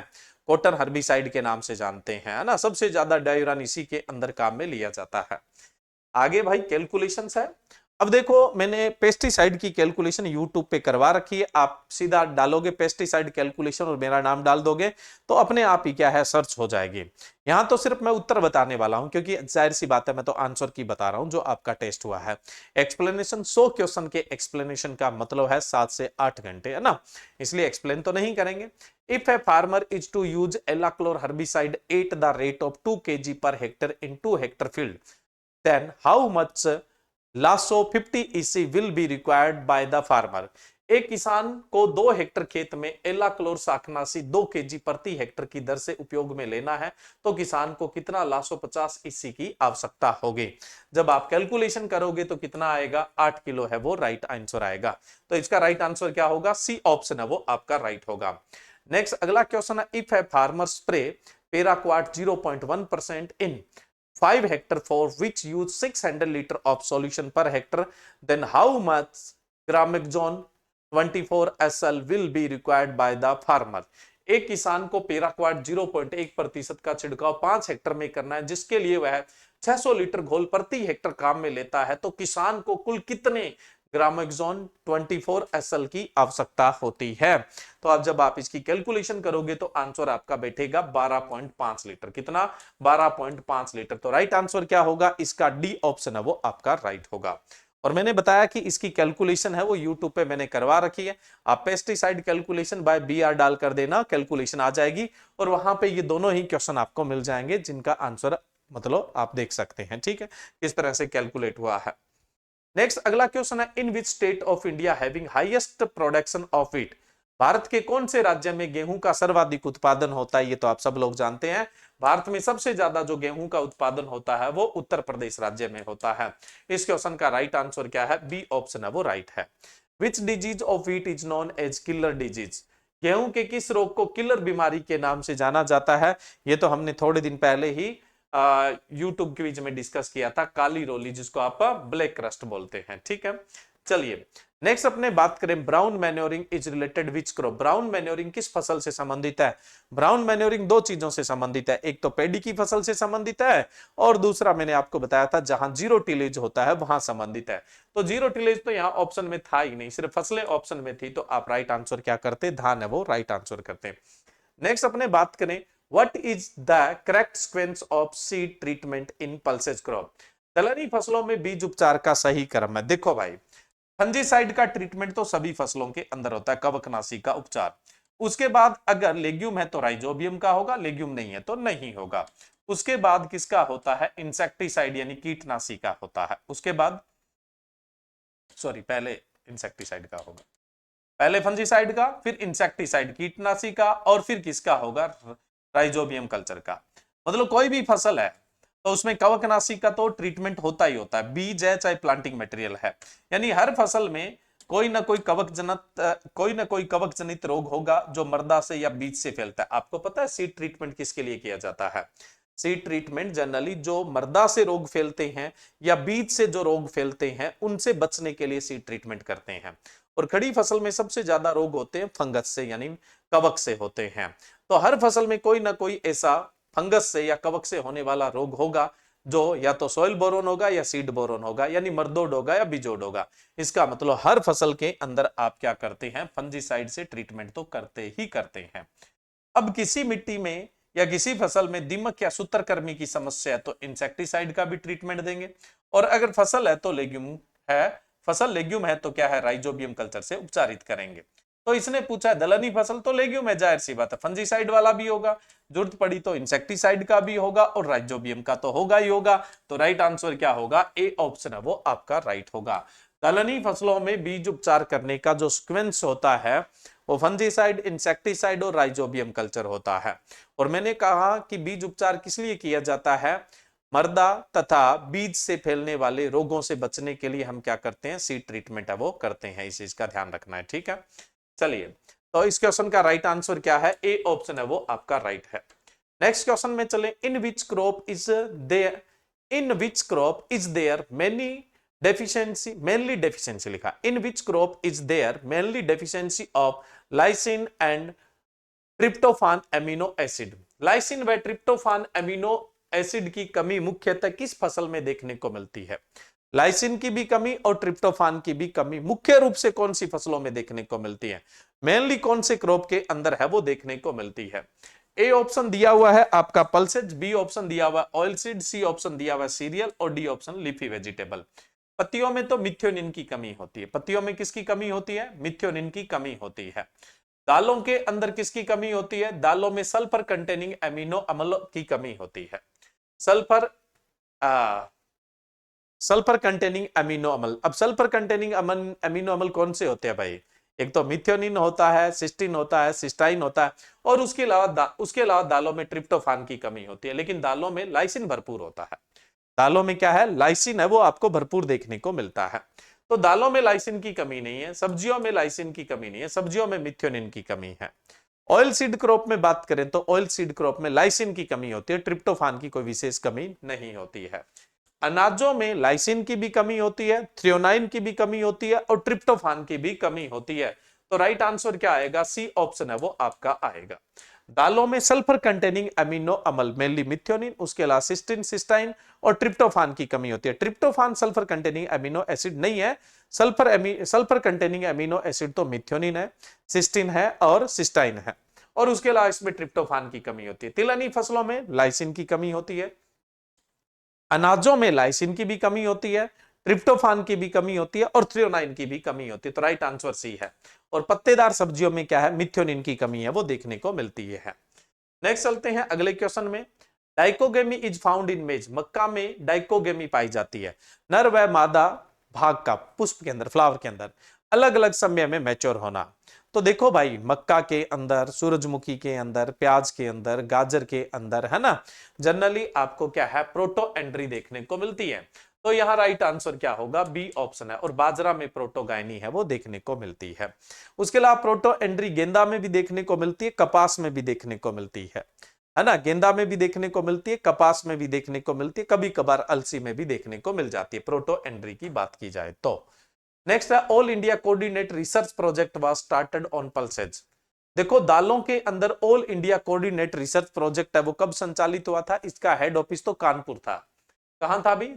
Kanpur. All India coordinate research project का मतलब होता है अखिल भारतीय समन्वित अनुसंधान परियोजना। तो दालों के लिए अखिल भारतीय समन्वित अनुसंधान परियोजना 1967 में प्रारंभ हुई थी और इसका हेड ऑफिस कहां था? कानपुर, उत्तर प्रदेश के अंदर था। नेक्स्ट है which of the following is day neutral plant. निम्नलिखित में से कौन सा डे न्यूट्रल प्लांट है? देखो भाई, वीट तो लॉन्ग डे प्लांट है, ग्राम है वो भी लॉन्ग डे प्लांट है, ओट जई है वो भी लॉन्ग डे प्लांट है, बचा कौन सा? बकवीट। वो कौन सा है? डे न्यूट्रल प्लांट है। बकवीट है वो कौन सा है? Day neutral plant. आपसे डे न्यूट्रल प्लांट ही पूछा गया था। दिवस निष्प्रभावी पौधा है वो पूछा गया था। तो राइट आंसर क्या होगा? सी ऑप्शन है वो आपका राइट है ना, बकवीट। ये एक इंपॉर्टेंट क्वेश्चन है, ध्यान रखिएगा। चलिए नेक्स्ट क्वेश्चन में चलते हैं। अगला क्वेश्चन है which crop has the highest production in total pulses. कुल दलहन में सर्वाधिक उत्पादन किस फसल का होता है? देखो भाई, इसने क्या है, कुछ ऐसा मेंशन नहीं किया, कोई राज्य या विश्व मेंशन नहीं किया, तो ये बात भारत की हो रही है। भारत में सबसे ज्यादा पैदा होता है चना, है ना, और अपने जितनी दाल खाते हैं उसका 49% चना खाते हैं। दूसरा नंबर भारत में पीजन पी अरहर का है और तीसरा नंबर है ग्रीन ग्राम यानी मूंग का है। दूसरा अरहर का है और तीसरा किसका है? मूंग का है। और विश्व में सबसे ज्यादा दाल एक नंबर पे राजमा की खाई जाती है, 2 नंबर पे अगर बात करें तो मटर की खाई जाती है, और 3 नंबर पे चना की खाई जाती है, और 4 नंबर पे अरहर की खाई जाती है अगर वैश्विक स्तर पर बात की जाए तो। नेक्स्ट है 55 number question. When was start all India coordinate research project. Bharat में अखिल भारतीय समन्वित अनुसंधान परियोजना कब प्रारंभ हुई थी भाई? 1957 में प्रारंभ हुई थी, जिसका हेड ऑफिस 1957 में मक्का पे प्रारंभ हुई थी। भारत में सबसे पहला all India coordinate research project है वो मक्का पर आया था, और इसका हेड ऑफिस कहां था? न्यू दिल्ली के अंदर था। 2016 के अंदर ये कहां शिफ्ट हो गया है? ये आपका शिफ्ट हो गया है लुधियाना, पंजाब के अंदर। अब ये क्या है? इंडियन इंस्टीट्यूट ऑफ मेज रिसर्च हो गया है ना, इंडियन इंस्टीट्यूट ऑफ मेज रिसर्च है वो हो गया, ध्यान रखिएगा। तो इसका राइट आंसर क्या है? बी ऑप्शन है वो राइट है। नेक्स्ट अगला क्वेश्चन है which of the following is correct. इनमें से कौन सा करेक्ट है? चलो सबसे पहले देखते हैं U4BAC। देखो, U4BAC का अरंडी बिल्कुल ठीक है, टेपोइका भी ठीक है, रतनजोत भी U4BAC का, बट नाइजर जो है वो U4BAC का नहीं, ये कंपोजिटी का है। तो ये तो सही नहीं है। अम्बेली फेरी का देख लेते हैं, जिसको आप एपीएससी बोलते हैं। क्यूमिन एपीएससी का बिल्कुल ठीक है, कोरिएंडर भी ठीक है। फेन्योग्रीक लेग्यूमिनेसी का है, कौन से का है? लेग्यूमिनेसी का है। फेनल है वो अम्बेली फेरी का है, तो ये गलत हो गया।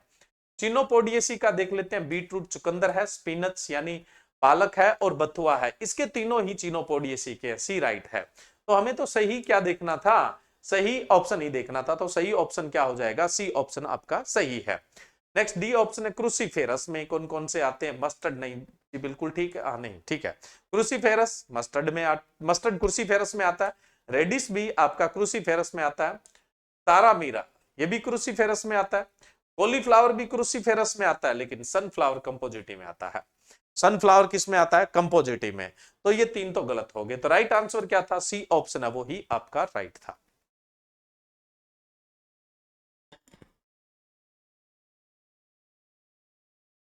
नेक्स्ट अपने बात करें, which one is known as modern oil seed crop in India? भारत में कौन सी तिलहनी फसल को आधुनिक फसल माना जाता है?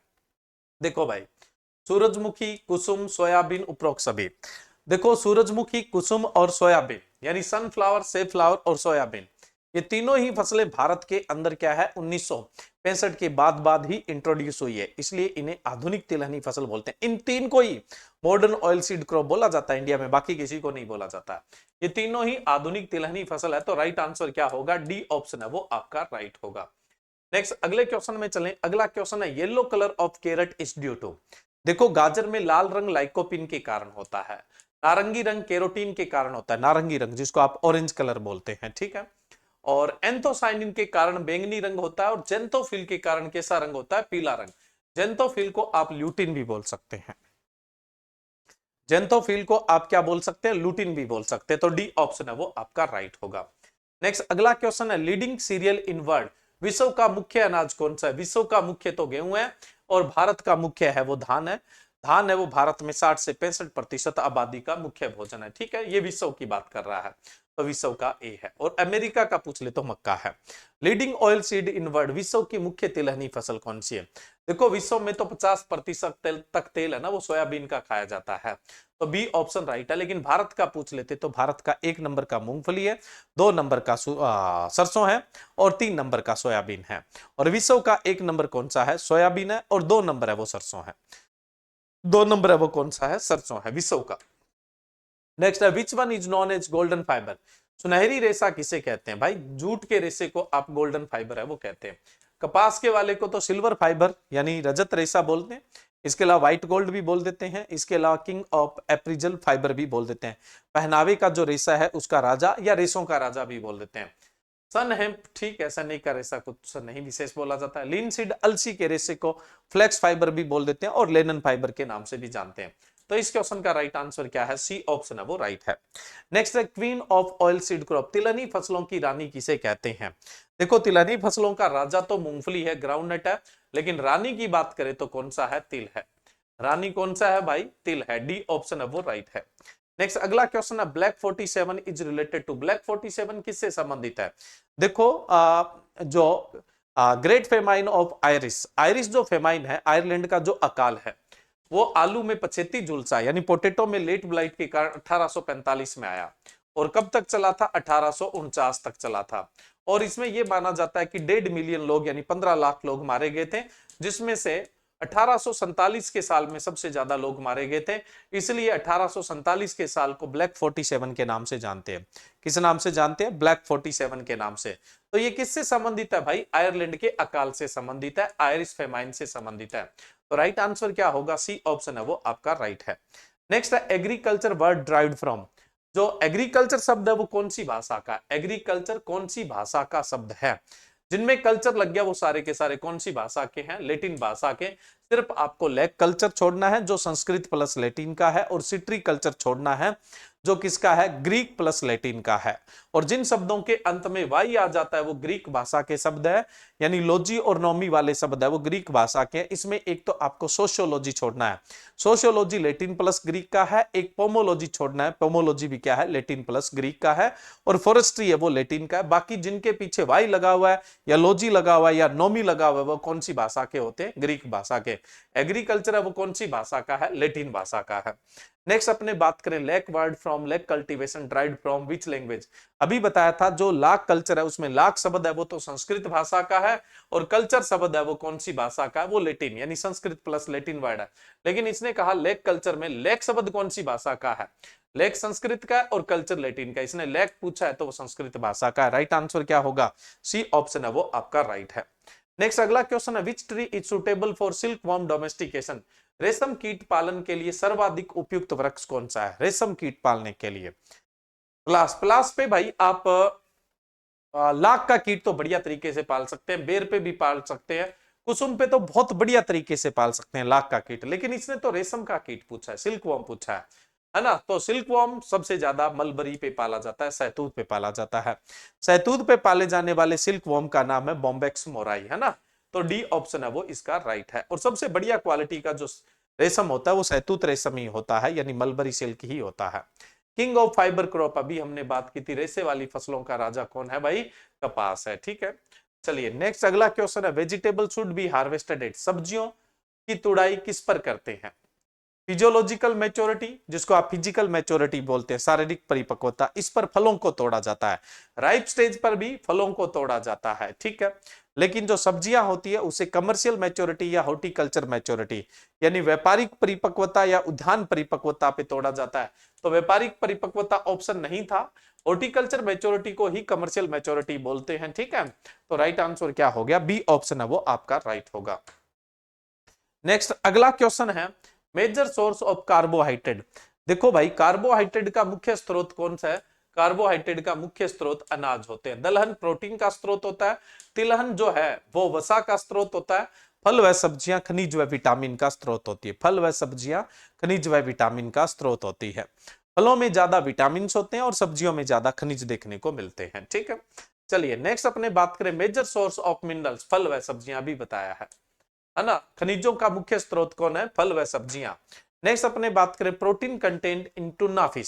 सोयाबीन में 42% है, 33% आपको मिल जाता है मशरूम में, और उसके अलावा जो मीठी मटर है जिसको आप केसारी की दाल बोलते हैं उसके अंदर 32% होता है। और टूना मछली में प्रोटीन कितना होता है? 28% होता है। राइट आंसर क्या है? सी। दालों में पूछ ले तो 17 से 28% के बीच बीच भी होता है दालों के अंदर। ठीक है, तो यहाँ पे राइट आंसर कौन सा है? सी ऑप्शन है वो आपका राइट है। Next highest carbohydrate content in serial. अनाजों में सर्वाधिक कार्बोहाइड्रेट धान में लगभग 78% होता है। कितना? 78% कार्बोहाइड्रेट कंटेंट है वो पेडी में देखने को मिलता है। वैसे सभी अनाजों में एवरेज कार्बोहाइड्रेट कितना होता है? 60 से 80% होता है। दालों में कितना होता है? 55 से 65% होता है। तिलहनी फसलों में कितना होता है? 25 से 30% होता है। तिलहनी फसलों में कार्बोहाइड्रेट की बात की जाए तो। चलिए नेक्स्ट है highest protein content in serial. देखो सबसे ज्यादा प्रोटीन कंटेंट होता है प्रोसो मिल्ट में। कितना? 12.5। सबसे ज्यादा किसमें होता है? प्रोसो मिल्ट में होता है 12.5। उसके बाद दूसरे नंबर पे फॉक्सटेल मिलेट में होता है कितना? 12.3% होता है।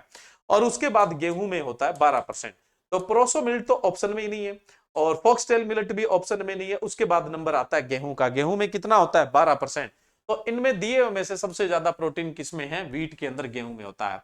और सबसे कम किसमें होता है? चावल में होता है ना। चावल में लगभग कितना होता है? 5 से 7 या 6 से 7% प्रोटीन कंटेंट है वो चावल में देखने को मिलता है। अनाजों में सबसे कम प्रोटीन होता है वो चावल के अंदर होता है। ठीक है, इस चीज को ध्यान रखना। नेक्स्ट अपने बात करें अगला क्वेश्चन है highest fat content in serial. अनाजों में सर्वाधिक वसा की मात्रा किसमें होती है? ये तो आपको मैंने पहले ही बता दिया था, पीछे एक क्वेश्चन था। अनाजों में सबसे ज्यादा जो प्रोटीन कंटेंट होता है वो बाजरा में होता है, पीएल मिल्ट में होता है। कितना होता है? 4.7%। कई बार राउंड फिगर में कितना दिया होता है? 5%। तो राइट आंसर क्या होगा? डी ऑप्शन है वो आपका राइट है। नेक्स्ट है climate word drive from which language. Climate कौन सी भाषा का शब्द है? क्लाइमेट है वो ग्रीक भाषा के क्लाइमा से बना हुआ है। राइट आंसर क्या होगा? बी ऑप्शन है वो आपका राइट है। नेक्स्ट अगला क्वेश्चन है which one is are pseudo cereal. छज अनाज या झूठा अनाज किसे कहते हैं? देखो भाई पोएसी या ग्रेमिनी के वो सदस्य जिनके ग्रेन्स कार्बोहाइड्रेट के उच्च स्रोत होते हैं और जिन्हें फूड ग्रेन के रूप में, खाद्यान्न के रूप में काम में लेते हैं, वो अनाज है। जो अब ग्रेमिनी का नहीं है वो अनाज नहीं कहलाएगा। जो ग्रेमिनी का नहीं है वो अनाज नहीं कहलाएगा। अब मिलेट में क्या है? 3 मिलेट ऐसे हैं जो ग्रेमिनी के नहीं है। कौन कौन सा? एक तो एमरेंथस चोलाई जो एमरेंथेसी कुल का है। दूसरा बकवीट जो पॉलीगोनेसी कुल का है, तीसरा बथुआ जो चिनोपोडियेसी कुल का है। इनको आप मिलेट की तरह इस्तेमाल करते हैं, है ना। तो ये तीनों ही क्या है, जनरली तीनों ही वास्तविक अनाज की श्रेणी में नहीं आते हैं। तो बकव्हीट वास्तविक अनाज नहीं है। पर्पल एमरेंथस यानी बैंगनी जो एमरेंथस है वो भी नहीं है, लेकिन फिंगर मिलेट तो है, ये तो पोएसी का है। आपको तो बताना था झूठा अनाज कौन सा, ए और बी है वो झूठा है। तो राइट आंसर क्या होगा, डी ऑप्शन है वो राइट है। डी ऑप्शन है वो आपका राइट होगा, ध्यान रखिएगा। चलिए नेक्स्ट अगले क्वेश्चन में चलते हैं। Sorghum is type of plant, ज्वार एक प्रकार का पौधा है, C4 पौधा है भाई।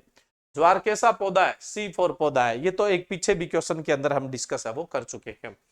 चलिए नेक्स्ट अपने बात करें इनफ्लोरेसेंस ऑफ शुगर केन, गन्ने के पुष्प क्रम को कहते हैं। देखो गन्ने का पुष्प क्रम बोटनिकली स्पाइक है, बट उसको किस नाम से जाना जाता है, मतलब कंपाउंड पेनिकल या स्पाइक एक ही बात होती है। तो कंपाउंड पेनिकल है यानी स्पाइक है, लेकिन इसको हम किस नाम से जानते हैं, एरो के नाम से जानते हैं। किस नाम से जानते हैं, एरो के नाम से। तो गन्ने के पुष्प क्रम को एरो के नाम से जाना जाता है, बी ऑप्शन है वो राइट है। Which country is known as hub, और जो गन्ने का पुष्प क्रम है उसको फ्लैग भी बोलते हैं, फ्लैग भी बोलते हैं, एरो भी बोलते हैं, फ्लैग भी बोलते हैं, स्पाइक भी है और कंपाउंड पेनिकल भी बोल सकते हैं, ठीक है। लेकिन सबसे ज्यादा किस नाम से पॉपुलर है, एरो के नाम से।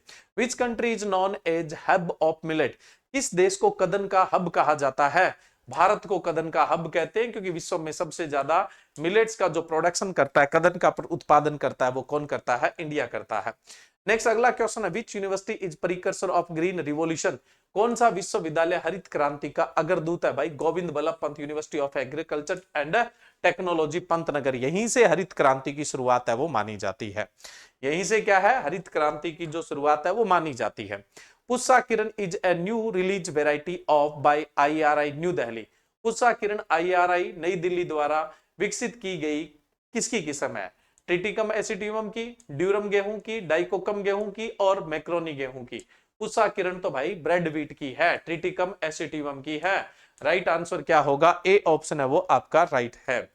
चलिए नेक्स्ट अपने बात करें, नोरिन 8 वेराइटी ऑफ, नोरिन 10 तो गेहूं की है, इस बात में तो कोई डाउट नहीं है, पूरी दुनिया जानती है। लेकिन नोरिन करके बहुत सारी वेराइटियां चावल की है, तो नोरिन 8 है वो किसकी है, चावल की। नोरिन 10 तो गेहूं की है, इस बात में कोई डाउट नहीं है, लेकिन नोरिन 8 जो है वो किसकी है, चावल की है, ठीक है। तो आपने जो टेस्ट दिया है उसके बाद आंसर की आप देखते हैं, तो उसमें आपको लगता है कहीं ये गलत तो नहीं है क्या, क्वेश्चन गलत। वीडियो सॉल्यूशन करवाने का एक यही फायदा होता है कि आपको पता लगता है कि जो आपने क्वेश्चन किया है और उसका जो डाउट है वो क्या है। तो आपका डाउट खत्म हो गया ना, अभी नोरिन 10 गेहूं की है और बाकी नोरिन करके बहुत सारी वेरायटी है, वो किसकी है, धान की है। तो नोरिन 8 किसकी वेरायटी है, चावल की वेरायटी है। नेक्स्ट है legume crop recommended NPK dose of, दलहनी फसलों में अनुशासित NPK। देखो भाई जो अनाज वाली फसलें उनमें तो 4:2:1 में आप क्या करते हैं, NPK देते हैं। जो दलहनी फसलें उनमें 1:2:1 में या फिर 1:2:2 में देते हैं। अब 1:2:1 वाला ऑप्शन तो है ही नहीं, वैसे ज्यादातर 1:2:1 ही देते हैं, तो 1:2:1 वाला तो ऑप्शन है ही नहीं। ऑप्शन बचा कौन सा, 1:2:2। तो राइट आंसर क्या होगा, बी ऑप्शन है वो आपका राइट होगा। क्लियर है स्टूडेंट। चलिए नेक्स्ट क्वेश्चन है, match the following weight of fibre crops, रेशेदार फसल और एक गठरी के निम्नलिखित वजन का मिलान करना है।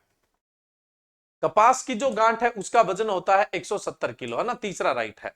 जूट की एक गांठ का वजन होता है 180 किलो, है ना, चौथा राइट है। मेस्टा की एक गांठ का वजन होता है 181 से 183, है ना, तो 181 दिया हुआ है, दूसरा राइट है। और सनई की एक गांठ का वजन होता है आपका 167 किलो। वहीं पे आपसे रेशम का पूछ लेते तो 60 किलो। 3:4:2:1 वाला ऑप्शन सही है, 3:4:2:1, 3:4:2:1 यानी राइट आंसर क्या है, सी ऑप्शन है वो आपका राइट है। सी ऑप्शन है वो आपका राइट है। क्लियर है स्टूडेंट्स। चलिए नेक्स्ट क्वेश्चन में चलें। Which was the first grain use in humans, use by humans, मनुष्य द्वारा उपयोग किया जाने वाला पहला अनाज कौन सा था। इस बात में तो कोई डाउट नहीं है कि मनुष्य के द्वारा सबसे पहले गेहूं का उपयोग किया गया था। किसका उपयोग किया गया था, गेहूं का उपयोग किया गया था। लेकिन कौन से गेहूं का, ट्रिटिकम मोनोकेकम गेहूं था सबसे पहले। कौन सा था, ट्रिटिकम मोनोकेकम, यानी ट्रिटिकम एस्टियम तो बहुत बाद में डेवलप हुआ है। तो राइट आंसर क्या है, बी ऑप्शन है वो राइट है, इनकॉर्न व्हीट है वो राइट है, ठीक है, बी ऑप्शन। दुनिया में सबसे पहला उपयोग किए जाने वाला अनाज गेहूं था, और सबसे पहले की जाने वाली खेती वाला अनाज भी कौन सा था, गेहूं था, और उसकी कौन सी जाति थी, ट्रिटिकम मोनोकोकम थी, ट्रिटिकम मोनोकोकम। नेक्स्ट अपने बात करें most suitable host plant for tussar silk. Tussar रेशम कीट के लिए सबसे उपयुक्त मेजबान पौधा कौन सा है, यानी टसर रेशम है वो किस पे पाला जाता है? भाई टसर रेशम का कीट है वो अर्जुना पे, टर्मिनेलिया अर्जुना पे भी पाल सकते हैं, और उसके अलावा टर्मिनेलिया टोमेंटोसा पे भी पाल सकते हैं, है ना, और उसके अलावा सोरिया रोबस्टा यानी साल पे भी पाल सकते हैं, तीनों पे ही पाल सकते हैं। राइट आंसर क्या होगा? उपरोक्त सभी होगा, उपरोक्त सभी होगा। ठीक है, नेक्स्ट अपने बात करें which one is best polythene for mulching. Mulching के लिए सबसे अच्छी पॉलीथीन कौन सी है? मल्चिंग के लिए सबसे बढ़िया, देखो लो डेंसिटी पॉलीथीन भी काम में लेते हो, लाइनर लो डेंसिटी पॉलीइथिलीन भी काम में लेते हो, हाई डेंसिटी पॉलीइथिलीन भी काम में लेते हो। ये 3 प्रकार की पॉलीथीन है वो आप मल्चिंग के काम में लेते हैं। लेकिन मल्चिंग व पॉली हाउस ग्रीन हाउस के लिए, है ना, mulching poly house green house के लिए और नर्सरी की जो नर्सरी के लिए जो पॉली बैग होती है, पॉलीथीन्स होती है, उनके लिए लाइनर लो डेंसिटी पॉलीइथिलीन यानी रेखीय कम घनत्व वाली पॉलीथीन है वो ही सबसे बढ़िया होती है। राइट आंसर बी ऑप्शन है वो आपका राइट होगा। अगला क्वेश्चन है जी आपका, the represents the total area sown with crop and orchard. Area sown more than one in the same year is counted only once. यह फसलों और बगीचों के साथ बोए गए कुल क्षेत्र का प्रतिनिधित्व करता है। एक ही वर्ष में एक से अधिक बार बोया गया क्षेत्र केवल एक ही बार गिना जाता है। ये बोल रहा है कि मान लो कि एक साल के अंदर 3 सीजन है और 3 सीजन में अलग अलग समय में अलग अलग बुआई हुई है। इन तीनों सीजन में सबसे ज्यादा बुआई कौन से सीजन में हुई है वो क्षेत्र क्या कहलाता है? टोटल वाला तो आपका कहलाता है ग्रोस क्रॉप्ड एरिया। तीनों सीजन का मिला के, एक साल एक कृषि वर्ष में तीनों सीजन का कुल मिला के जो एरिया की बुआई की गई है, सॉविंग की गई है, उसे तो ग्रोस क्रॉप्ड एरिया बोलते हैं। उन तीनों सीजन में से एक बार में सबसे ज्यादा बुआई कब की गई है? जैसे मान लो किसी किसान के 50 हेक्टर जमीन है, उसने खरीफ में 45 हेक्टर बोया, रबी में उसने 35 हेक्टर बोया और जायद में उसने 15 हेक्टर बोया। तो ये तीनों मिला के तो क्या होगा? ये तीनों मिला के तो होगा ग्रोस क्रॉप्ड एरिया यानी सकल फसली क्षेत्र। और एक साल में एक बार में अधिकतम बोया गया कौन सा है? 45। तो ये होगा नेट सोवन एरिया। इसने यही पूछा है कि एक साल के अंदर जो एरिया बोया गया है उसमें एक बार में अधिकतम कितना बोया गया, उसे क्या बोलेंगे? नेट सोवन एरिया बोलते हैं, यानी शुद्ध बोया गया क्षेत्र। राइट आंसर क्या है? ए। और तीनों सीजन का टोटल मिला के आप क्या बोल देते हैं? सकल फसली क्षेत्र यानी ग्रोस क्रॉप्ड एरिया बोल देते हैं। तो इस क्वेश्चन का राइट आंसर तो ए है। नेक्स्ट है HHB 299 is iron and zinc rich bio fortified hybrid. HHB का आयरन और जिंक से भरपूर बायो फोर्टिफाइड वेराइटी है।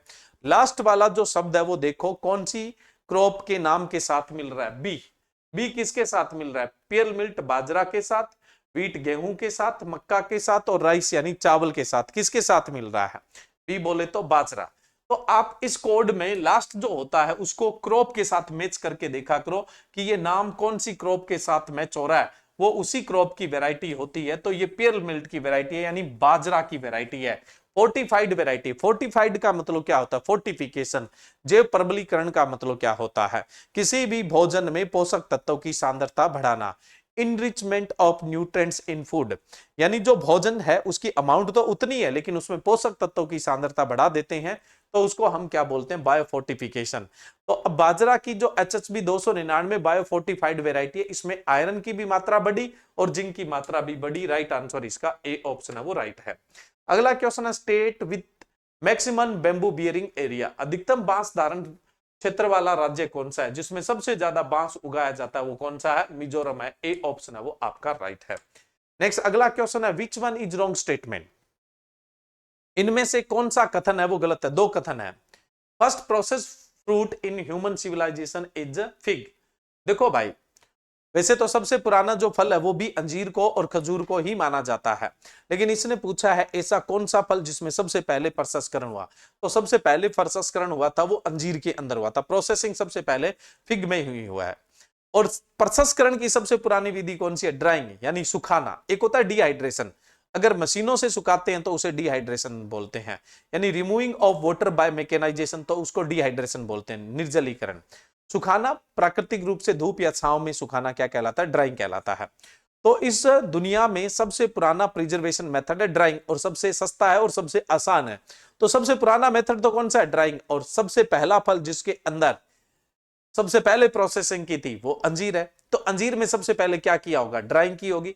तो इसके दोनों स्टेटमेंट देखो, first process fruit in human civilisation is fig, मानव सभ्यता में पहला प्रसंस्कृत फल अंजीर है। First fruit preserve by drying, सुखाकर संरक्षित किया गया पहला फल कौन सा है, अंजीर है। दोनों ही बातें क्या है, अपनी जगह ठीक है। तो हमें क्या है, गलत स्टेटमेंट देखना था। गलत तो भाई कोई सा नहीं है, हमें तो गलत स्टेटमेंट, क्वेश्चन ये कह रहा है कि कौन सा कथन गलत है, तो भाई गलत तो कोई सा भी नहीं है, गलत तो कोई सा भी नहीं है। चलिए नेक्स्ट अपने बात करते हैं, अगला फिर स्टेटमेंट टाइप है, which one is wrong statement, गलत स्टेटमेंट चुनना है आपको। क्रॉप लॉजिंग से तात्पर्य भौतिक और रासायनिक मापों की एक श्रृंखला द्वारा फसल की प्रगति की निगरानी करने की प्रणाली है। क्रॉप लॉजिंग है भाई। Crop lodging refer to the system of monitoring the progress of the crop by a series of physical and chemical measurement. ये कह रहा है किसी फसल के अंदर भौतिक और रासायनिक विश्लेषण करते हुए, माप करते हुए, है ना, किसी फसल कि में पोषक तत्वों की निगरानी रखना, ताकि समय रहते ही पता लग जाए कि उसमें कौन से पोषक तत्वों की कमी है और उसको पूरा करके ज्यादा से ज्यादा उत्पादन लिया जा सके, तो उसे क्रॉप लॉजिंग कहते हैं। तो पहला स्टेटमेंट तो गलत है, इसे लॉजिंग नहीं बोलते, इसे क्रॉप लॉकिंग बोलते हैं। क्या बोलते हैं, क्रॉप लॉगिंग। एक डी और जी का डिफरेंस है, लेकिन बड़ा डिफरेंस है। और क्रॉप लॉगिंग यानी एक तरह से अपनी फसल का भौतिक और रासायनिक विश्लेषण करते रहते हैं। आसपास जो भी गन्ने की फसल लगी, ये गन्ने में करते हैं क्रॉप लॉगिंग की जो तकनीक है, आसपास जहां पर गन्ना बेहतरीन होता है उस खेत में देखते हैं क्या खास बात है, इसका बेहतरीन हो रहा है, हमारे वाला कमजोर हो रहा है ना। तो ये तो हो गया भौतिक विश्लेषण। और रासायनिक विश्लेषण भी करते हैं, जिसमें मृदा नमूने की जांच लेते हैं, पौधे का सैंपल लेते हैं, उसका विश्लेषण करके समय रहते उसे पोषक तत्व देकर जो कमी है उसको दूर करते, अधिकतम उत्पादन लेने की जो तकनीक है वो क्रॉप लॉगिंग होती है, न कि लॉजिंग होती है। तो पहला स्टेटमेंट तो गलत है। दूसरा, crop lodging is defined is the permanent displacement of stem और part of the stem from a vertical position. Crop lodging को एक ऊर्ध्वाधर स्थिति से तने के स्थायी विस्थापन के रूप में परिभाषित किया गया, यानी फसल गिरने को क्रॉप लॉगिंग कहते हैं। नहीं भाई, फसल गिरने को क्रॉप लॉजिंग कहते हैं, जो ऊपर लिखा था वो ये है, क्रॉप लॉजिंग कहते हैं, फसल गिरने को क्रॉप लॉजिंग। तो दूसरा भी गलत है। Waterlogging occurs when there is too much water in a plant root zone which decrease the oxygen available to root। Waterlogging का मतलब होता है खेत में पानी भर जाना, जिससे क्या होता है, जिससे फसल को क्या होता है, जिससे फसल को ऑक्सीजन प्रॉपर नहीं मिल पाती जड़ों को, और उससे फसल हमारी खराब होती है। तो हमें गलत स्टेटमेंट देखना था। तीसरा तो ठीक है, वाटर लॉगिंग तो खेत में पानी भरना ही होता है, वाटर लॉगिंग तो खेत में पानी भरना ही होता है, जिससे क्या जड़ क्षेत्र में ऑक्सीजन की कमी हो जाती है। बिल्कुल सही बात है, लेकिन पहला और दूसरा बिल्कुल उल्टा लिखा हुआ था, तो राइट आंसर हमें गलत चुनना था। तो गलत कौन सा है, सी ऑप्शन है वो आपका गलत है, सी ऑप्शन है वो आपका गलत है, ध्यान दे। नेक्स्ट अगला क्वेश्चन है, in which city did the United Nation food and agriculture organization organize the international event for the international year of millet 2023। संयुक्त राष्ट्र के खाद्य और कृषि संगठन एफएओ ने किस शहर में अंतरराष्ट्रीय कदन वर्ष 2023 के उद्घाटन कार्यक्रम का आयोजन किया था। इंटरनेशनल मिलेट ईयर है वो 2023 को सेलिब्रेट किया गया, और इसका जो नेतृत्व किया था वो भारत ने किया था, क्योंकि विश्व में सबसे ज्यादा कदन का उत्पादन भारत ही करता है। लेकिन इसका जो इनोग्रेशन प्रोग्राम था, उद्घाटन प्रोग्राम था, वो रोम इटली में था। कहां पर था, रोम इटली के अंदर था। राइट आंसर क्या होगा, डी ऑप्शन। अगर आपसे ये पूछ लिया जाता भाई इसका उद्घाटन किसने किया था, तब हम क्या बोलते, सॉरी, इसका नेतृत्व किसने किया, लीडरशिप किसने की, तो भारत ने की थी। 1 acre is equal to how much bighas and biswa respectively। 1 एकड़ जो जमीन होती है उसमें कितना बीघा होता है, भाई 1 एकड़ में 1.6 बीघा होता है, और कितना बिस्वा होता है, 1 बीघा में 20 1 बीघा में 20 बिस्वा होता है, 1 बीघा में 20 बिस्वा होता है। देखो 1 एकड़ में 1.6 बीघा होता है, ये ठीक है, और 1 बीघा में 20 बिस्वा होता है, तो 1.6 बीघा में कितना बिस्वा होगा, 31.99, यानी लगभग 32 होगा। तो राइट आंसर क्या है, 1 एकड़ में 1.6 बीघा और 31.99 बिस्वा होगा। तो राइट आंसर क्या होगा, ए ऑप्शन है वो आपका राइट है। नेक्स्ट अगला क्वेश्चन है, national seed research and training institute 8 राष्ट्रीय बीज अनुसंधान एवं प्रशिक्षण संस्थान कहां पर है, जी वाराणसी उत्तर प्रदेश में। कहां पर है, वाराणसी उत्तर प्रदेश के अंदर है, ठीक है। नेक्स्ट है, व्हीट वेराइटी सोनारा 64 एंड लर्मा रोजा वर release commercially in India during the year. गेहूं की किस्म सोनारा 64 और लरमा रोजा को किस वर्ष भारत में व्यावसायिक रूप से जारी किया गया था? इन्हें अमेरिका से लाया तो 1963, मैक्सिको से 1963 में लाया गया था, लेकिन किसानों को उगाने के लिए, व्यावसायिक स्तर पर उगाने के लिए कब दी गई थी? 1967 के अंदर दी गई थी। तो राइट आंसर क्या है? D option. यानी इन्हें कमर्शियली रिलीज कब किया गया था? 1967 के अंदर है वो रिलीज किया गया था। चलिए नेक्स्ट अगला क्वेश्चन बिल्कुल आसान सा है। Which one is wrong statement? कौन सा कथन गलत है? काजरी central arid zone research institute Jodhpur में, बिल्कुल ठीक है। जो कब बना था? 1 अक्टूबर 1959 को बना था। 1 अक्टूबर 1959 को बना था। AFRI arid forest research institute, ये भी जोधपुर राजस्थान में, देहरादून में नहीं है, तो ये गलत है। और ये कब बना था? 1985 में बना था। CIEH central institute of arid horticulture Bikaner, बिल्कुल सही है। ये कब बना था? ये 1993 में बना था। क्रीडा central research institute for dryland agriculture Hyderabad में, ये 1985 में बना था। और बाकी ठीक है, सिर्फ बी है वो ही गलत है। यानी बी ऑप्शन आपका ठीक इस आंसर का, इस क्वेश्चन का आंसर है। नेक्स्ट है which of the following is called as an natural plough? निम्न में से किसे प्राकृतिक हल कहा जाता है जिसकी जड़ें गहराई तक जाती है, गहराई तक मिट्टी तोड़ती है? वो क्या है? Natural plough. तो पिजन पी है, अरहर को कहते हैं। और प्लाउ ट्री किसे कहते हैं? केसोनट, काजू को कहते हैं। प्लाउ ट्री किसे कहा जाता है? काजू को कहा जाता है। और प्लाउ क्रॉप किसे कहते हैं? पिजन पी, अरहर को कहते हैं। नेक्स्ट है the first state warehouse was set up? पहला राज्य गोदाम कहां स्थापित हुआ था? भाई बिहार के अंदर हुआ था। कहां पर हुआ था? बिहार में हुआ था, 1956 के अंदर, है ना। चलिए नेक्स्ट है finger millet cultivation started in which year? Ragi की खेती किस वर्ष प्रारंभ हुई थी? फिंगर मिलेट की, तो रागी की खेती है वो 3000 BC में प्रारंभ हुई थी। कब प्रारंभ हुई थी? 3000 BC के अंदर प्रारंभ हुई थी। राइट आंसर क्या होगा? ए ऑप्शन है वो आपका राइट है। तो पहला जो टेस्ट है आपकी आंसर की ये है। हालांकि आंसर की आपकी क्या है, जहां टेस्ट अटेम्प्ट करते हो, सबमिट करते हो, वहां भी आपकी आंसर की आ जाती है, लेकिन वीडियो सॉल्यूशन इसलिए कि आपको 2 4 10 नई चीजें हैं वो इसमें सीखने को मिल जाए।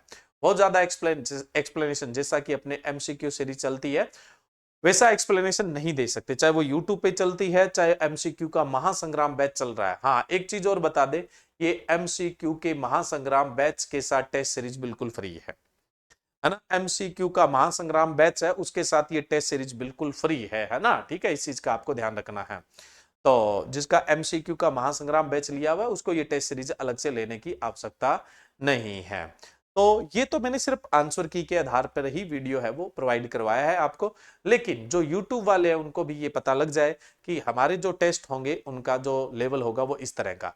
और टॉपिक वाइज टेस्ट है। इस टेस्ट के टॉपिक का नाम था introduction to agriculture and weed science. तो वो 2 ही तरह के क्वेश्चन आपको इस टेस्ट में देखने को मिले थे, है ना। बाकी का शेड्यूल नेक्स्ट टेस्ट का आपका लगा हुआ है, उसमें देख लेना भी कौन कौन से टॉपिक है जिनका टेस्ट होना है। Okay, thank you.